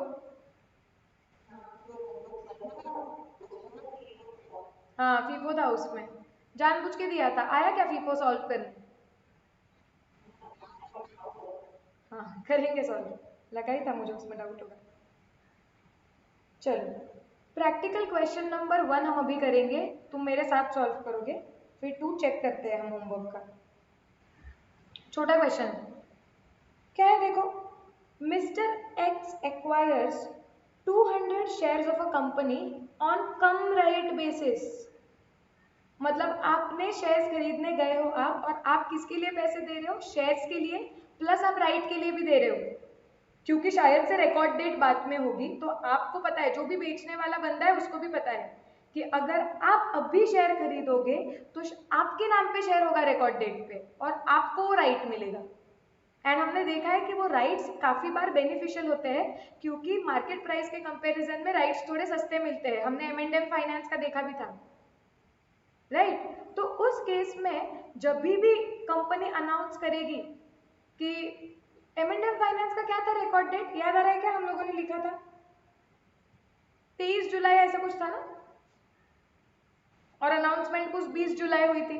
तो हमने क्या देखा था कि 20 जुलाई को अगर आपको चाहिए कि आपको वो राइट मिले, वो शेयर सस्ते में आपको चाहिए, तो आप एक काम कर सकते हो। अगर आपके पास ऑलरेडी M&M फाइनेंस का शेयर नहीं है, तो आप मार्केट से M&M फाइनेंस का शेयर खरीद सकते हो, ताकि रिकॉर्ड डेट पे वो शेयर आपके नाम पे हो और वो राइट आपको मिले, राइट? सो आप 20 से 23 के बीच में जब भी शेयर खरीदोगे, the share will be quoted on cum right basis. आप परचेज भी कम राइट पे करोगे, because now you are not only paying for the share, you are also paying for the right. आपको राइट मिलने वाला है, तो इसके लिए सामने वाला बंदा जो आपको ये आगे जाके बेनिफिट मिलने वाला है रिकॉर्ड डेट पे, उसके भी थोड़े पैसे वसूल करेगा। तो यहाँ पे वही हुआ है कि एक्स ने 200 शेयर्स खरीदे हुए हैं कम राइट बेसिस पे। ओके, कितने में खरीदे? 70,000 पे। इसका चार्ट भी बनाया है हमने अकाउंटिंग का। अब क्या हुआ आगे देखो, he subsequently receives an offer of right to acquire fresh shares in the company in the proportion of 1:1 at ₹107 each। तो ठीक है, उसको अभी उसने शेयर खरीद लिए, तो अभी रिकॉर्ड डेट पे उसको राइट मिला है कि वो 1:1 हर एक शेयर के लिए वो और एक शेयर खरीद सकता है। कितने में? 107 रुपए में, ठीक है। He does not subscribe, but वो खुद नहीं खरीदता है शेयर्स एक भी, but he sells all the rights for 12,000। ठीक है, वो सारे क्या कर देता है? राइट्स बेच देता है किसी को, और वो 12,000 में बेच देता है। The market value of the shares after their becoming x rights. Okay, अब ये एक्स राइट्स मैंने आपको बताया हुआ था, हम वापस टाइमलाइन देखेंगे कि एक्स राइट का मतलब क्या होता है, कब होता है वो। वही हमारी टाइमलाइन देखो जो हमने M&M फाइनेंस की ड्रॉ की थी। कुछ जुलाई 20 वॉज अनाउंसमेंट डेट, तुम्हारे पास ऑलरेडी ड्रॉ की हुई है। जुलाई 23 वॉज रिकॉर्ड डेट, और फिर कुछ जुलाई 28 से आप अप्लाई कर सकते थे, और अगस्त 10 को वो इशू क्लोज हो रहा था। मिल गई क्या नोटबुक में ये टाइमलाइन? Yes ma'am. यस। अब ये बंदे ने अज्यूम करो कि ये पीरियड में उसने क्या कर दिया, शेयर खरीद दिए 70,000 में, ये प्राइस है कम राइट। अब उसको राइट मिल गया एक शेयर के लिए, एक खरीदने के लिए उसने राइट बेच दिए, सारे राइट उसने बेच दिए 12,000। ये ठीक है, ये हमने देखा हुआ है।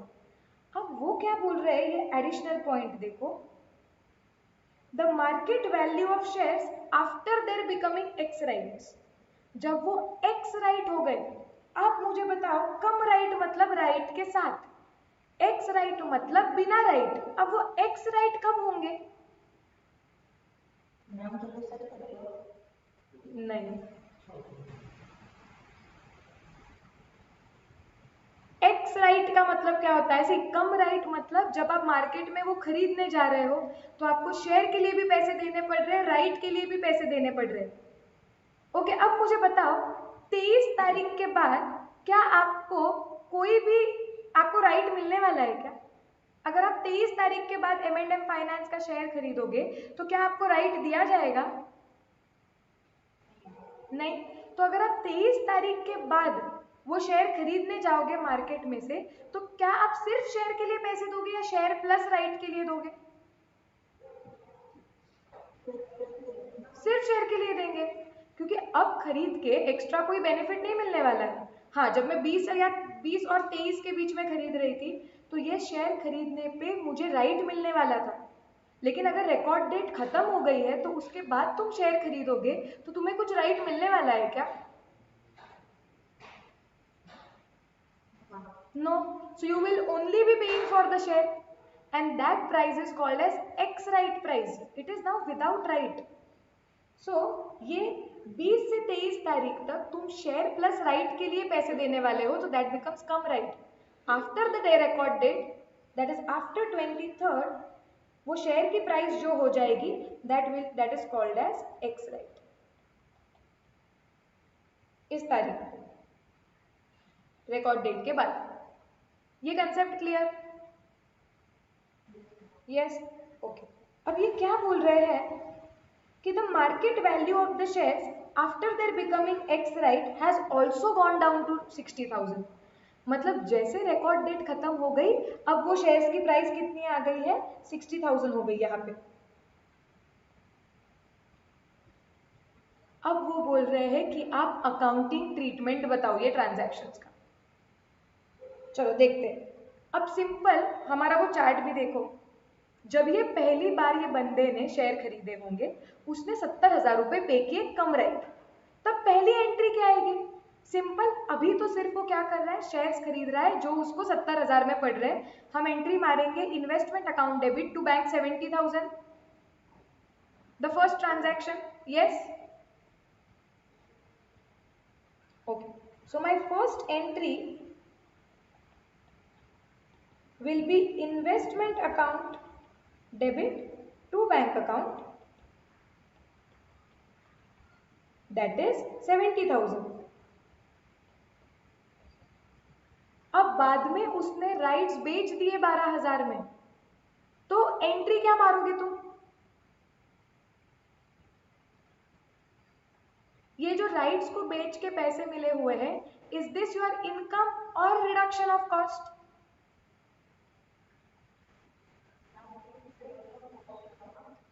ये रिडक्शन ऑफ कॉस्ट हुआ, सब अग्री करते हैं? नो, क्यों नो? कैसे इनकम हुआ मोहम्मद? लेकिन शेयर कम राइट पे खरीदा है। जब तुमने वो शेयर खरीदा मोहम्मद, तो तुमने राइट के लिए भी पैसे दिए थे, राइट? याद आया क्या हमने जो चर्चा की थी इस पे? सो जब तुमने शेयर खरीदा है तो तुमने राइट के लिए भी पैसे दिए हुए हैं जो इन्वेस्टमेंट अकाउंट में पड़े हुए हैं। अब अगर तुम वो राइट को बेच रहे हो तो वो तुम्हारा जो कॉस्ट है, तुमने जितने पैसे राइट के लिए दिए हुए थे जो इन्वेस्टमेंट अकाउंट में पड़े हुए हैं, वो वसूल हो रहे हैं। सो ये रिडक्शन ऑफ कॉस्ट है, दिस इज वसूली of cost in short. Recovery of cost. लेकिन अब देखो, इधर तक हमने देखा हुआ था, अब ये कंसेप्ट बहुत अच्छी तरीके से समझो। मुझे बताओ कि जब शेयर, ओके, जब कम राइट पे वो शेयर हमें मिल रहा था 70,000 पे, और जैसे रिकॉर्ड डेट खत्म हो गई तो वो शेयर की प्राइस हो गई 60,000। क्या ये दो फिगर से आप निकाल सकते हो क्या कि इसका मतलब हमने राइट के लिए हम कितने पैसे दे रहे थे? 10,000। सी, जब राइट निकाल दिया, एक्स राइट डेट पे क्या हो गया? एक्स राइट डेट पे हम सिर्फ शेयर के लिए पैसे दे रहे हैं। तो जब राइट निकाल दे रहे हैं हम, तो हम बोल रहे हैं कि हम शेयर के लिए पे कर रहे हैं 60,000। तो इसका मतलब अगर आपने शेयर खरीदते वक्त टोटल 70,000 रुपए पे किए, मतलब आपने 10,000 रुपए राइट के लिए पे किए। यस और no? Yes, okay.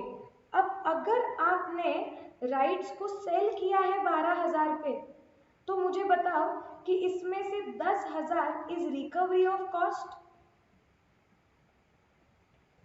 And 2,000 is actually profit,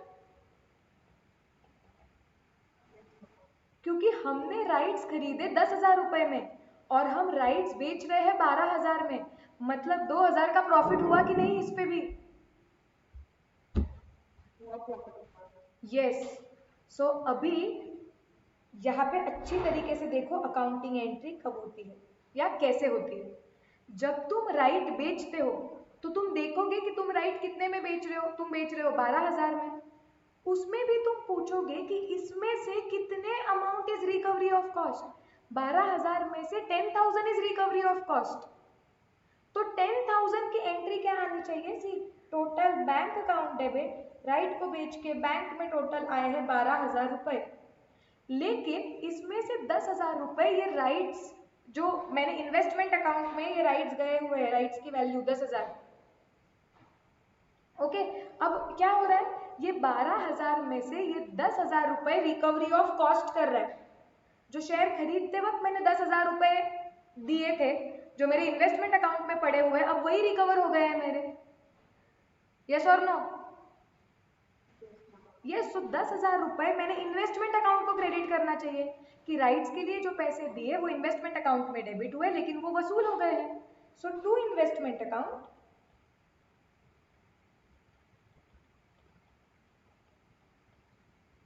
10,000, और एक्स्ट्रा जो 2,000 रुपए मिले हैं वो मेरा प्रॉफिट है।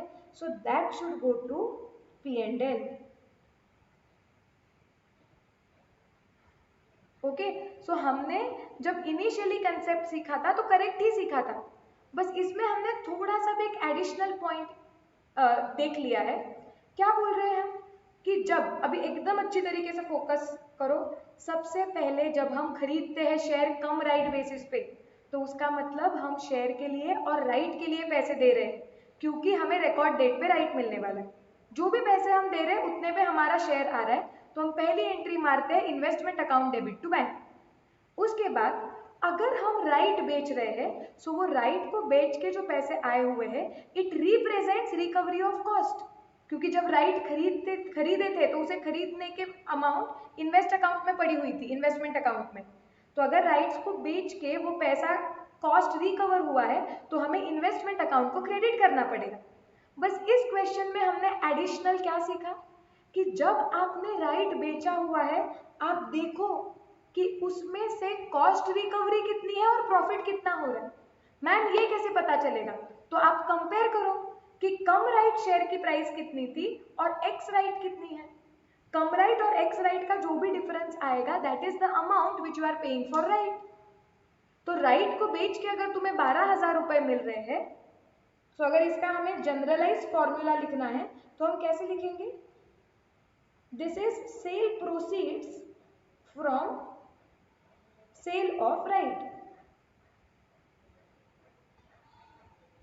उसमें से तुम्हारे जो शेयर के cum right minus ex right, okay, right के साथ शेयर कितने में मिल रहा था, राइट के बिना, तुम इतना डिफरेंस निकालोगे तो वो डिफरेंस होगा how much you had paid for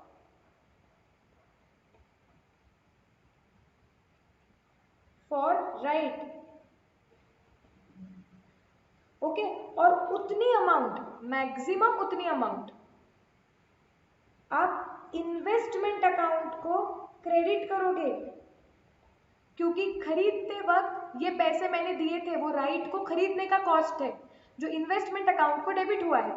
और जितना the amount maximum equal to recovery of cost, मतलब अगर आप पूरा का पूरा कॉस्ट रिकवर करोगे, जितनी सी जो अमाउंट तक सी राइट्स को बेच के जितने पैसे कॉस्ट रिकवरी के आ रहे हैं वो इन्वेस्टमेंट अकाउंट को क्रेडिट होंगे।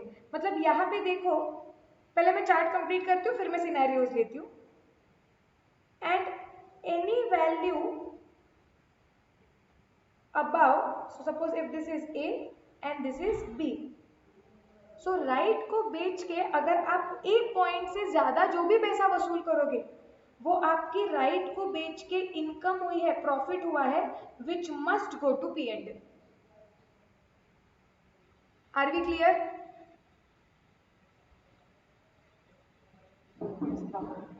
यस। देखो मैं वापस रिपीट कर रही हूँ। सबसे पहले आप निकालोगे sale proceeds from rights, from sale of rights. Rights को बेच के आपको कितने पैसे मिले? सपोज इस केस में आपको राइट्स को बेच के 8,000 रुपए आते थे। अब आप एक चार्ट बनाओगे, आप देखोगे कि आपने राइट कितने में खरीदा था, कॉस्ट ऑफ राइट कितना है, तो आपको समझेगा कॉस्ट ऑफ राइट है cum right price 70,000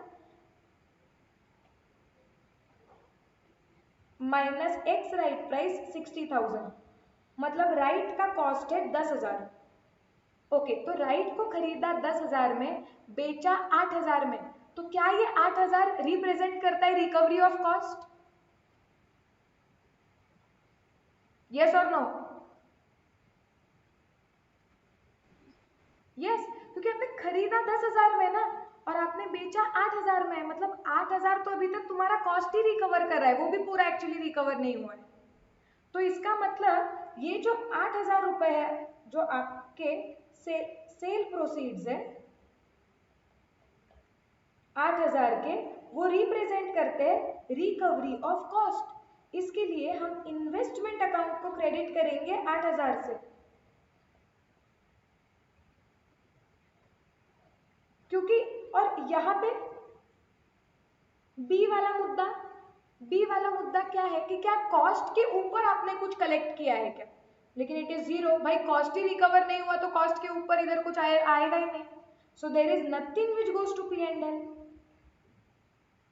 but actual question में क्या हुआ है? एक्चुअल क्वेश्चन में हमने 12,000 रुपए का राइट बेचा है, तो उसमें से कॉस्ट कितना था? आपने राइट्स खरीदा था 10,000 रुपए में, मतलब 12,000 में से 10,000 तो कॉस्ट रिकवरी कर रहा है जो आपके इन्वेस्टमेंट अकाउंट को क्रेडिट किया जाएगा। एंड बी पॉइंट इज, अगर आपने ए से कुछ एक्स्ट्रा कमाया है क्या? सो फॉर्मूला विल बी ये सेल प्रोसीड्स माइनस ए। आपने टोटल बेचा 12,000 में, माइनस कॉस्ट है 10,000, क्या आपको कुछ प्रॉफिट हो रहा है क्या?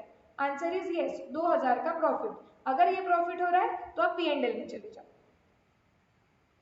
सो जब तक आपको राइट्स बेच के कॉस्ट रिकवर हो रहा है, तो जब तक कॉस्ट रिकवर हो रहा है वो इन्वेस्टमेंट अकाउंट को क्रेडिट होगा। जैसे कॉस्ट रिकवर करके आपको कोई एक्स्ट्रा पैसे मिलेंगे राइट्स को बेच के, वो P&L में चला जाएगा।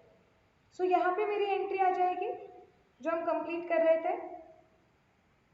बैंक अकाउंट डेबिट 12,000, इन्वेस्टमेंट को क्रेडिट करेंगे 10,000 से, क्योंकि 10,000 के राइट्स आए, 10,000 के गए, और डायरेक्टली जो एक्स्ट्रा 2,000 रुपए मिले जो प्रॉफिट हुआ है वो P&L में चला गया to P&L account. Are we absolutely clear about this? Yes. ये दो एंट्रीज लिखो और ये चार्ट लिखो, ये वाला चार्ट।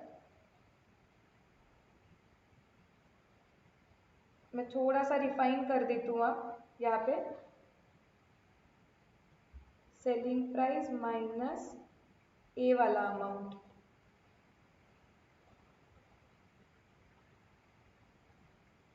ये आपकी इनकम हो जाएगी और आपकी कॉस्ट रिकवरी इधर निकलेगी।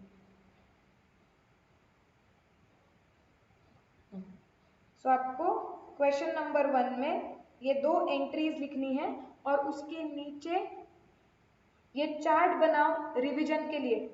कब काम में आएगा ये?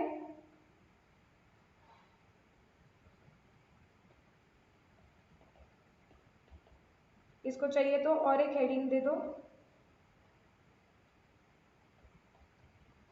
when shares are purchased, come right।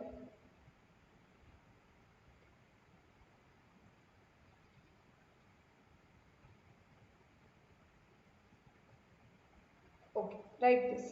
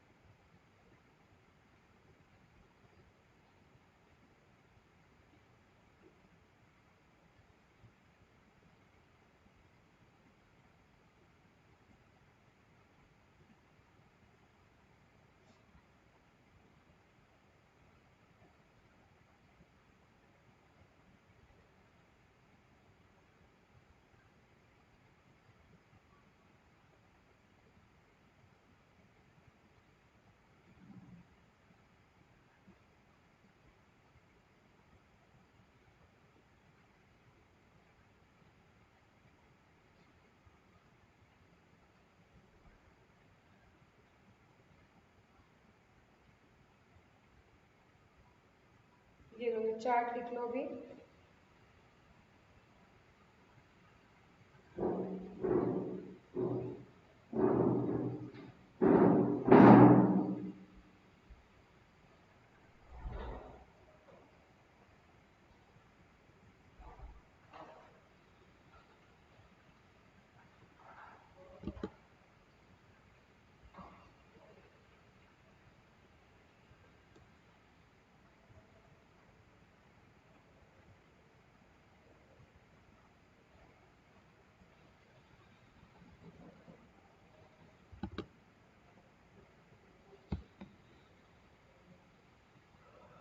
हो गया?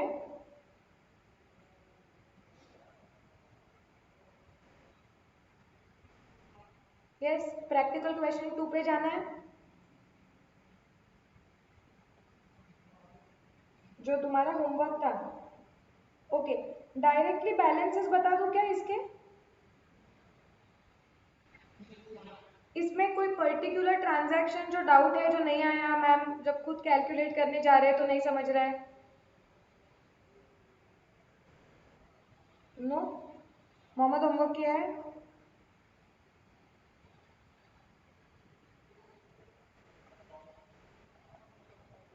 थर्ड किया, सेकंड क्यों नहीं किया? थर्ड नहीं किया। ओके, क्यों ऑप्शन दिया था मैंने कि दोनों में से चलो जो अच्छा लगे कर लो। कल से जो भी होमवर्क नहीं करेगा, पुणे वाले लोग, आसाम वाले लोग, उन्हें निकाल दिया जाएगा क्लास के बाहर कंपल्सरीली। लाइक पुणे वाले अच्छा आसाम वालों ने किया है, आसाम वाले मैसेज भेज रहे हैं, आसाम वालों ने किया है। ओके चलो पहले क्वेश्चन नंबर 2 देखते हैं, और मैं एकदम स्ट्रिक्ट हूं, अगर होमवर्क नहीं किया तो कल सच में मैं लेक्चर में लूंगी नहीं। ओके देख लेते डायरेक्टली इसका आंसर क्या आ रहा है। तुम सॉल्यूशन है हमारे पास, तुम देख लो तुम्हारा मैच हो रहा है क्या।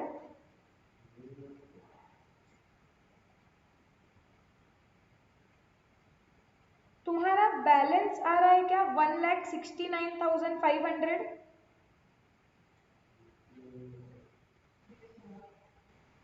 Yes okay. और इंडिविजुअल कुछ इंपॉर्टेंट फिगर्स चेक कर लो। तुम्हारा बोनस इशू 4,000 था क्या नंबर। यस उसके बाद तुम्हारा डिविडेंड या इनकम, हाँ डिविडेंड का इनकम 30,000 गया है क्या पीएनएल में। और जो तुमने सेल किया हुआ था वो सेल पे प्रॉफिट तुम्हें 42,855 हुआ है क्या। ये सारे फिगर्स मैच हो रहे हैं।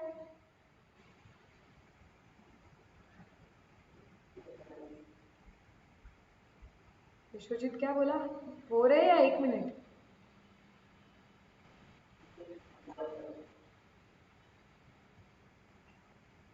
Still not clear.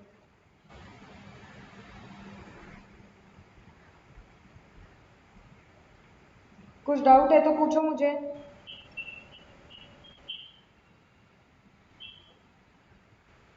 No doubt. सलोनी मोहम्मद हो गया है तुम लोगों का भी।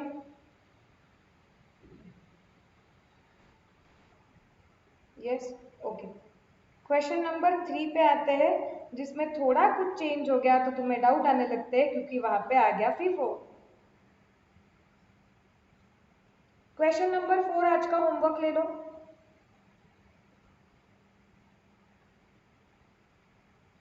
क्वेश्चन नंबर 5 भी आज का होमवर्क ले लो।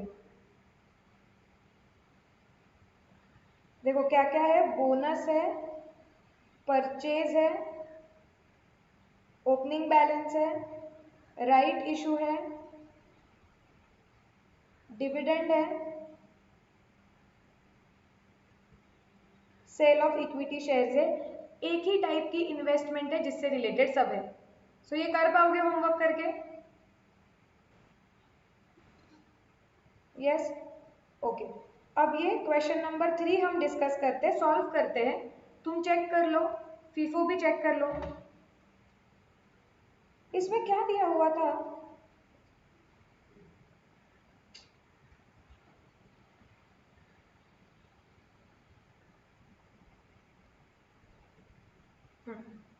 पहले क्वेश्चन पढ़ते हैं कि दिया क्या है।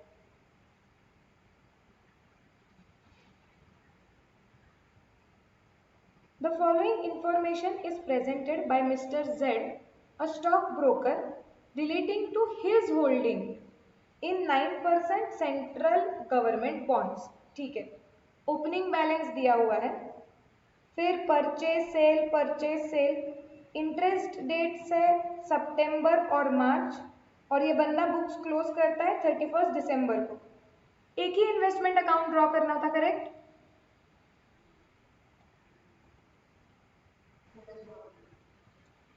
यस चलो फटाक से मैं ड्रॉ कर देती हूँ। जिन लोगों ने बिल्कुल ही सॉल्व नहीं किया है वो मेरे साथ अभी कर लो, और जिनको डाउट्स है वो सिर्फ डाउट वाले पोर्शन एक बार देख लो।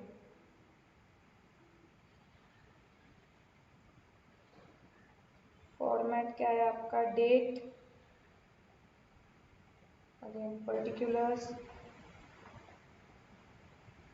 Number, cost, interest, date, particulars, number, cost, interest. एक सेकेंड रुको।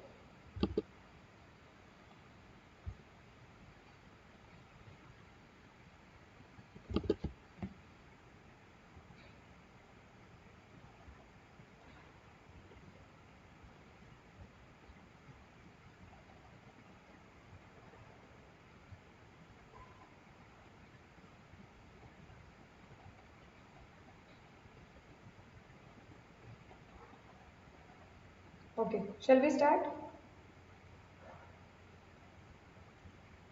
सबसे पहले ओपनिंग बैलेंस, नॉमिनल वैल्यू है 1,20,000, ठीक है।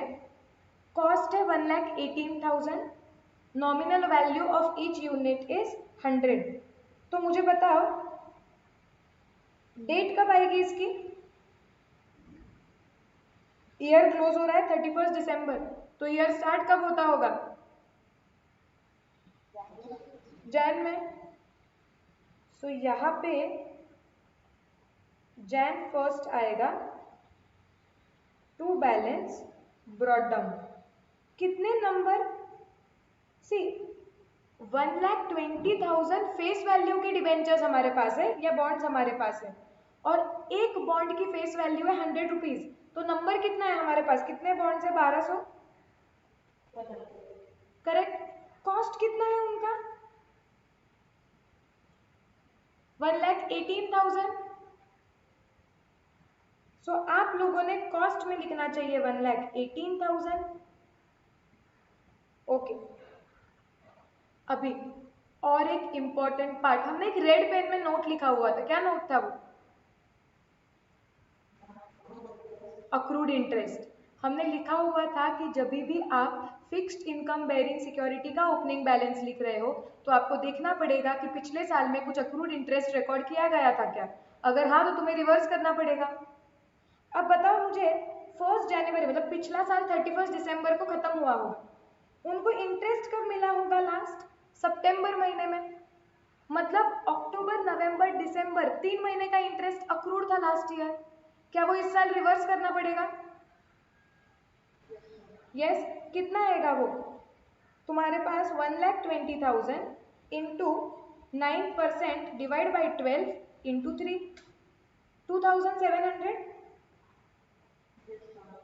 सो ये 2,700 लिखना चाहिए। आई होप जिन लोगों ने होमवर्क किया है ये करेक्ट लिखा हुआ है। भूल गए थे क्या तुम लोग? विश्वजीत सलोनी, राय ले लो। नोट लिख के दिया, रेड पेन से लिख के दिया, फिर भी। अब हाथ पे टैटू बना के दूं क्या?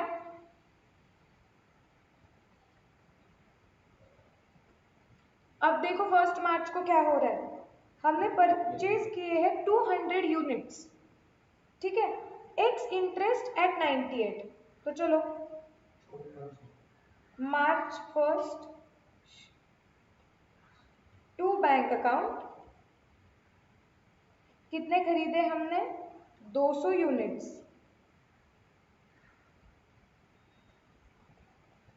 ओके, एक्स इंटरेस्ट जितने में खरीदे हैं पहले वो कॉस्ट कॉलम में लिख दो।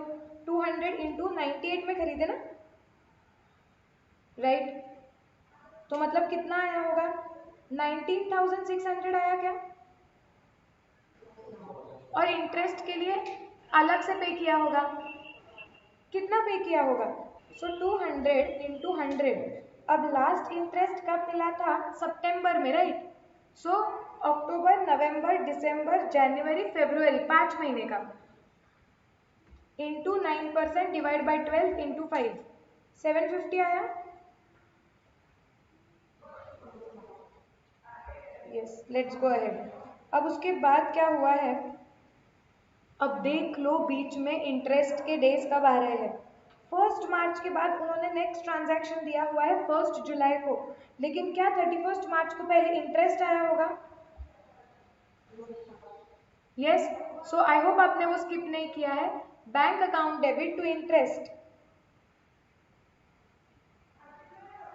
सो यहाँ पे आपका ईयर है March 31st bye bank account. आपके पास 1400 डिबेंचर्स थे, तो 1400 इंटू 100 इंटू कितना 9% डिवाइड बाई 2, 6 महीने का मिलेगा।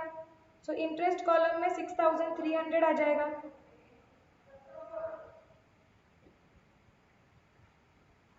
इधर तक करेक्ट आ रहा है? Yes ma'am. Yes. Next, July में क्या हुआ, आपने 500 यूनिट्स बेच दिए ex interest out of the original holding at ₹100। ये ओरिजिनल होल्डिंग रोको, टाइमिंग हम वो बाद में देखेंगे।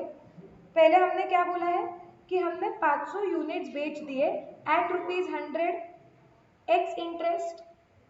सो सिंपल एंट्री क्या आती है हमारी, bank account debit to investment to interest. तो लिख देते हैं जुलाई 1st, यहाँ पे आ जाएगा बाय बैंक अकाउंट। जितना सिर्फ बॉन्ड्स के लिए लिया है एटलीस्ट उतना तो कॉस्ट कॉलम में लिख लेते हैं। कितने बेचे हमने, 500 यूनिट्स बेचे हैं इंटू 100, क्योंकि 100 इज एक्स इंटरेस्ट प्राइस। सो क्या 50,000 लिख सकते हैं क्या हम? Yes ma'am. ओके, लेकिन सिर्फ 50,000 लेंगे या इंटरेस्ट भी वसूल करेंगे? इंटरेस्ट भी वसूल करेंगे। अभी लास्ट इंटरेस्ट कब मिला था, मार्च में। सो अप्रैल मई जून 3 महीने का इंटरेस्ट लेना पड़ेगा। सो ये 50,000 पे ही लेना पड़ेगा, क्योंकि 500 into 100 face value into 9% divide by 12 into 3, 1125। अब सेल हुआ है तो अलार्म बजना चाहिए। प्रॉफिट लॉस कैलकुलेट करो, नीचे वर्किंग नोट में जाएंगे।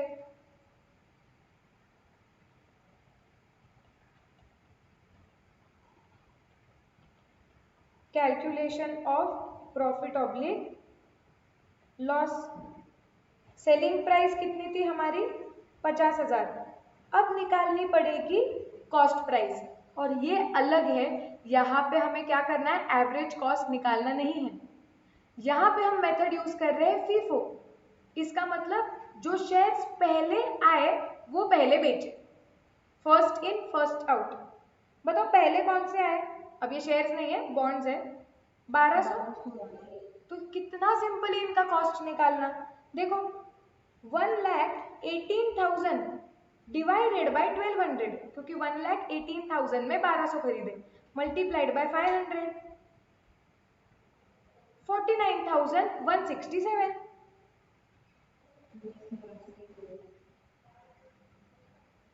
माइनस तुम्हारा सेलिंग प्राइस ऑफ 50,000, तो तुम्हें 833 का प्रॉफिट हो गया है।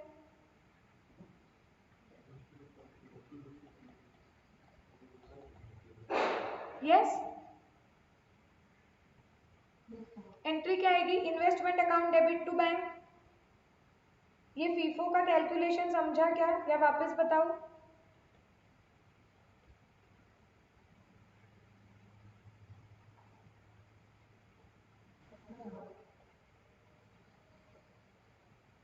ओके हाँ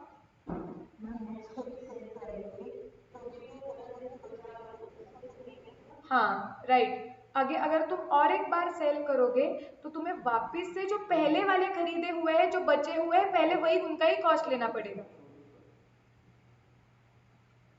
ओके चलो अभी आगे जाते हैं। 1 अक्टूबर, अब देखो तुम्हें मार्च में इंटरेस्ट मिला था, फिर सितंबर में मिलेगा, तो अक्टूबर के पहले सितंबर में तुमने इंटरेस्ट की एंट्री मारनी चाहिए। यस और नो?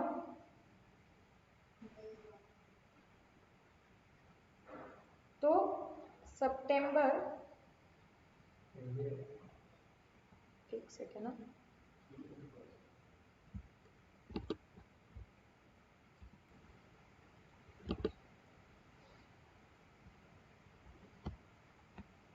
कितना इंटरेस्ट मिला होगा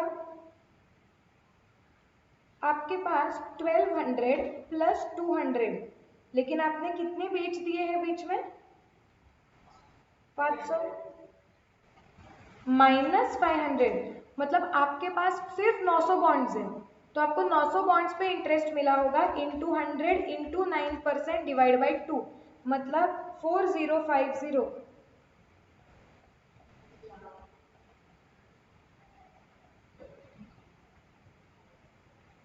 करेक्ट। आगे क्या करना चाहिए था आपने?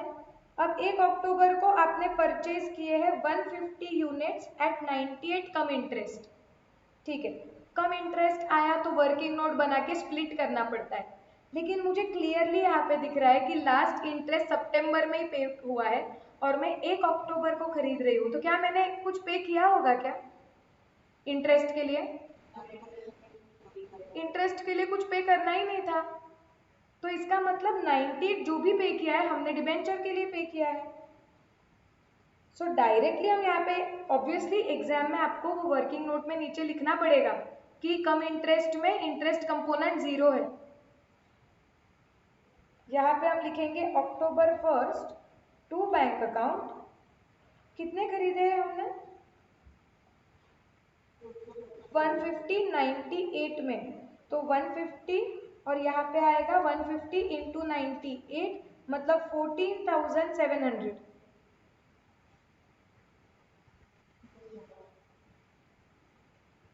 यस, ये भी हो गया। अक्टूबर के बाद आया नवंबर। नवंबर में हमने 300 यूनिट्स बेचे हैं एक्स इंटरेस्ट एट 99। ओके,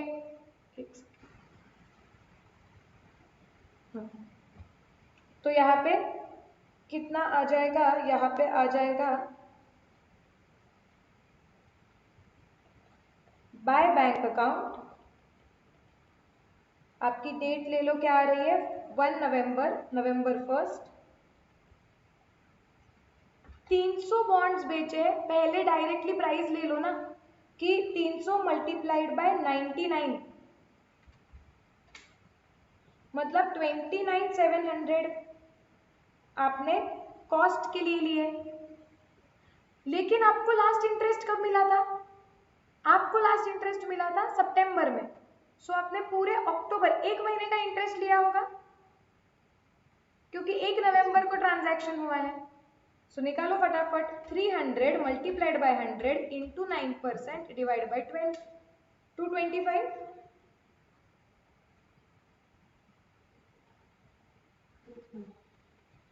आ रहा है क्या सबका करेक्ट है इधर तक?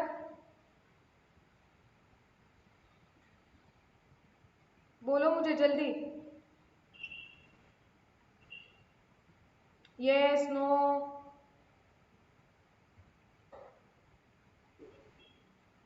और अब क्या करना पड़ेगा? Again calculation of profit loss.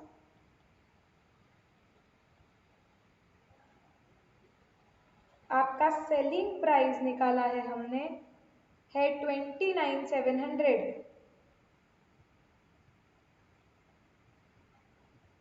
आपका कॉस्ट अगेन फीफो 1200 में से हमने 500 ही बेचे हैं। देखो फर्स्ट इन कौन हुए हैं? ये 1200 फर्स्ट इन हुए हैं, इसमें से 500 बाहर गए हैं, लेकिन अभी भी उसमें से हमारे पास कितने बचे हुए हैं? 700। मतलब जो अभी हमने बेचे हुए हैं, कितने बेचे हमने अभी? 300, राइट। ये 300 जो अभी हमने बेचे हुए हैं ये 1200 में से ही आए हुए, तो निकालो कॉस्ट उनकी। 1,18,000 डिवाइडेड बाय 1200 इंटू 300, 29,500। हाँ,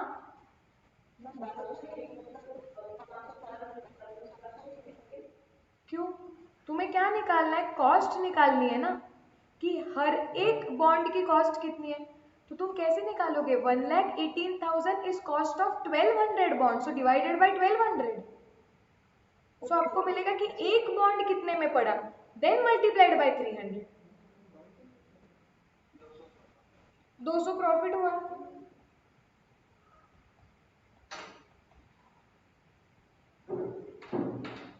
सो यहाँ पे मुझे करना पड़ेगा नवंबर 1 को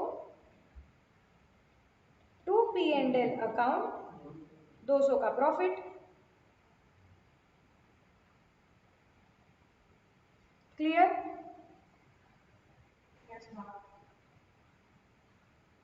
और कुछ बताया हुआ नहीं है, लेकिन साल खत्म होने वाला है 31 कभी दिसंबर को। हमें आखिरी प्रॉफिट कब मिला, सॉरी इंटरेस्ट कब मिला हुआ है, सितंबर में। सो अक्टूबर नवंबर दिसंबर 3 महीने के अक्रूड इंटरेस्ट की एंट्री मारनी पड़ेगी।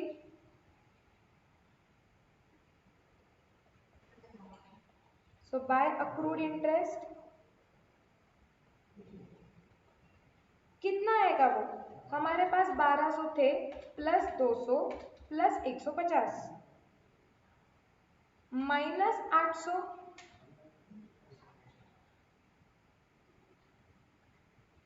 ये 150 थे ना अलग से, हाँ, तो मतलब हमारे पास 750 बॉन्ड्स बचे हुए हैं। Into 100 into 9% divide by 12 multiplied by 3। तो क्या तुम्हारा अक्रूड इंटरेस्ट 1687.5 मतलब 88 आ गया। बस हो गया सम खत्म, फटाफट से बैलेंसिंग कर दो। अभी कुछ भी नहीं था ये क्वेश्चन में।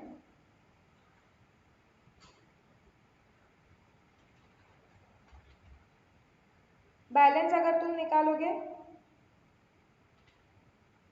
डायरेक्ट बैलेंस बता रही हूं मैं तुम्हें,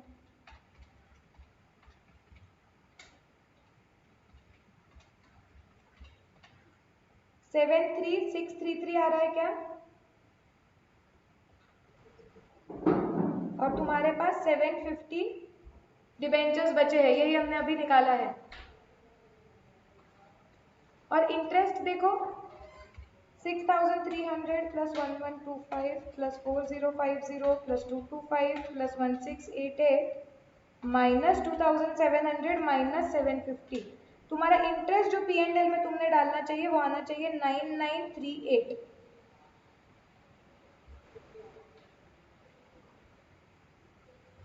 करेक्ट।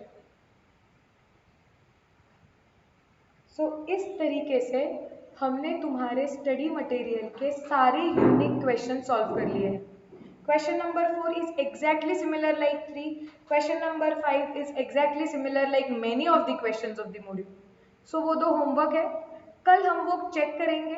और कल हम क्या करेंगे, क्वेश्चन बैंक में बहुत सारे क्वेश्चंस हैं जिसमें से काफ़ी आपके रिवीजन के लिए है। सिर्फ जो कुछ यूनिक क्वेश्चंस है जो पास्ट एग्जाम्स में आए हुए हैं वो हम कल करेंगे। So we mostly will have class on Sunday also, and Sunday this chapter will get over. From Monday we'll start the fresh chapter. Done? Shall we stop for today? Yes. Chalo. Bye bye.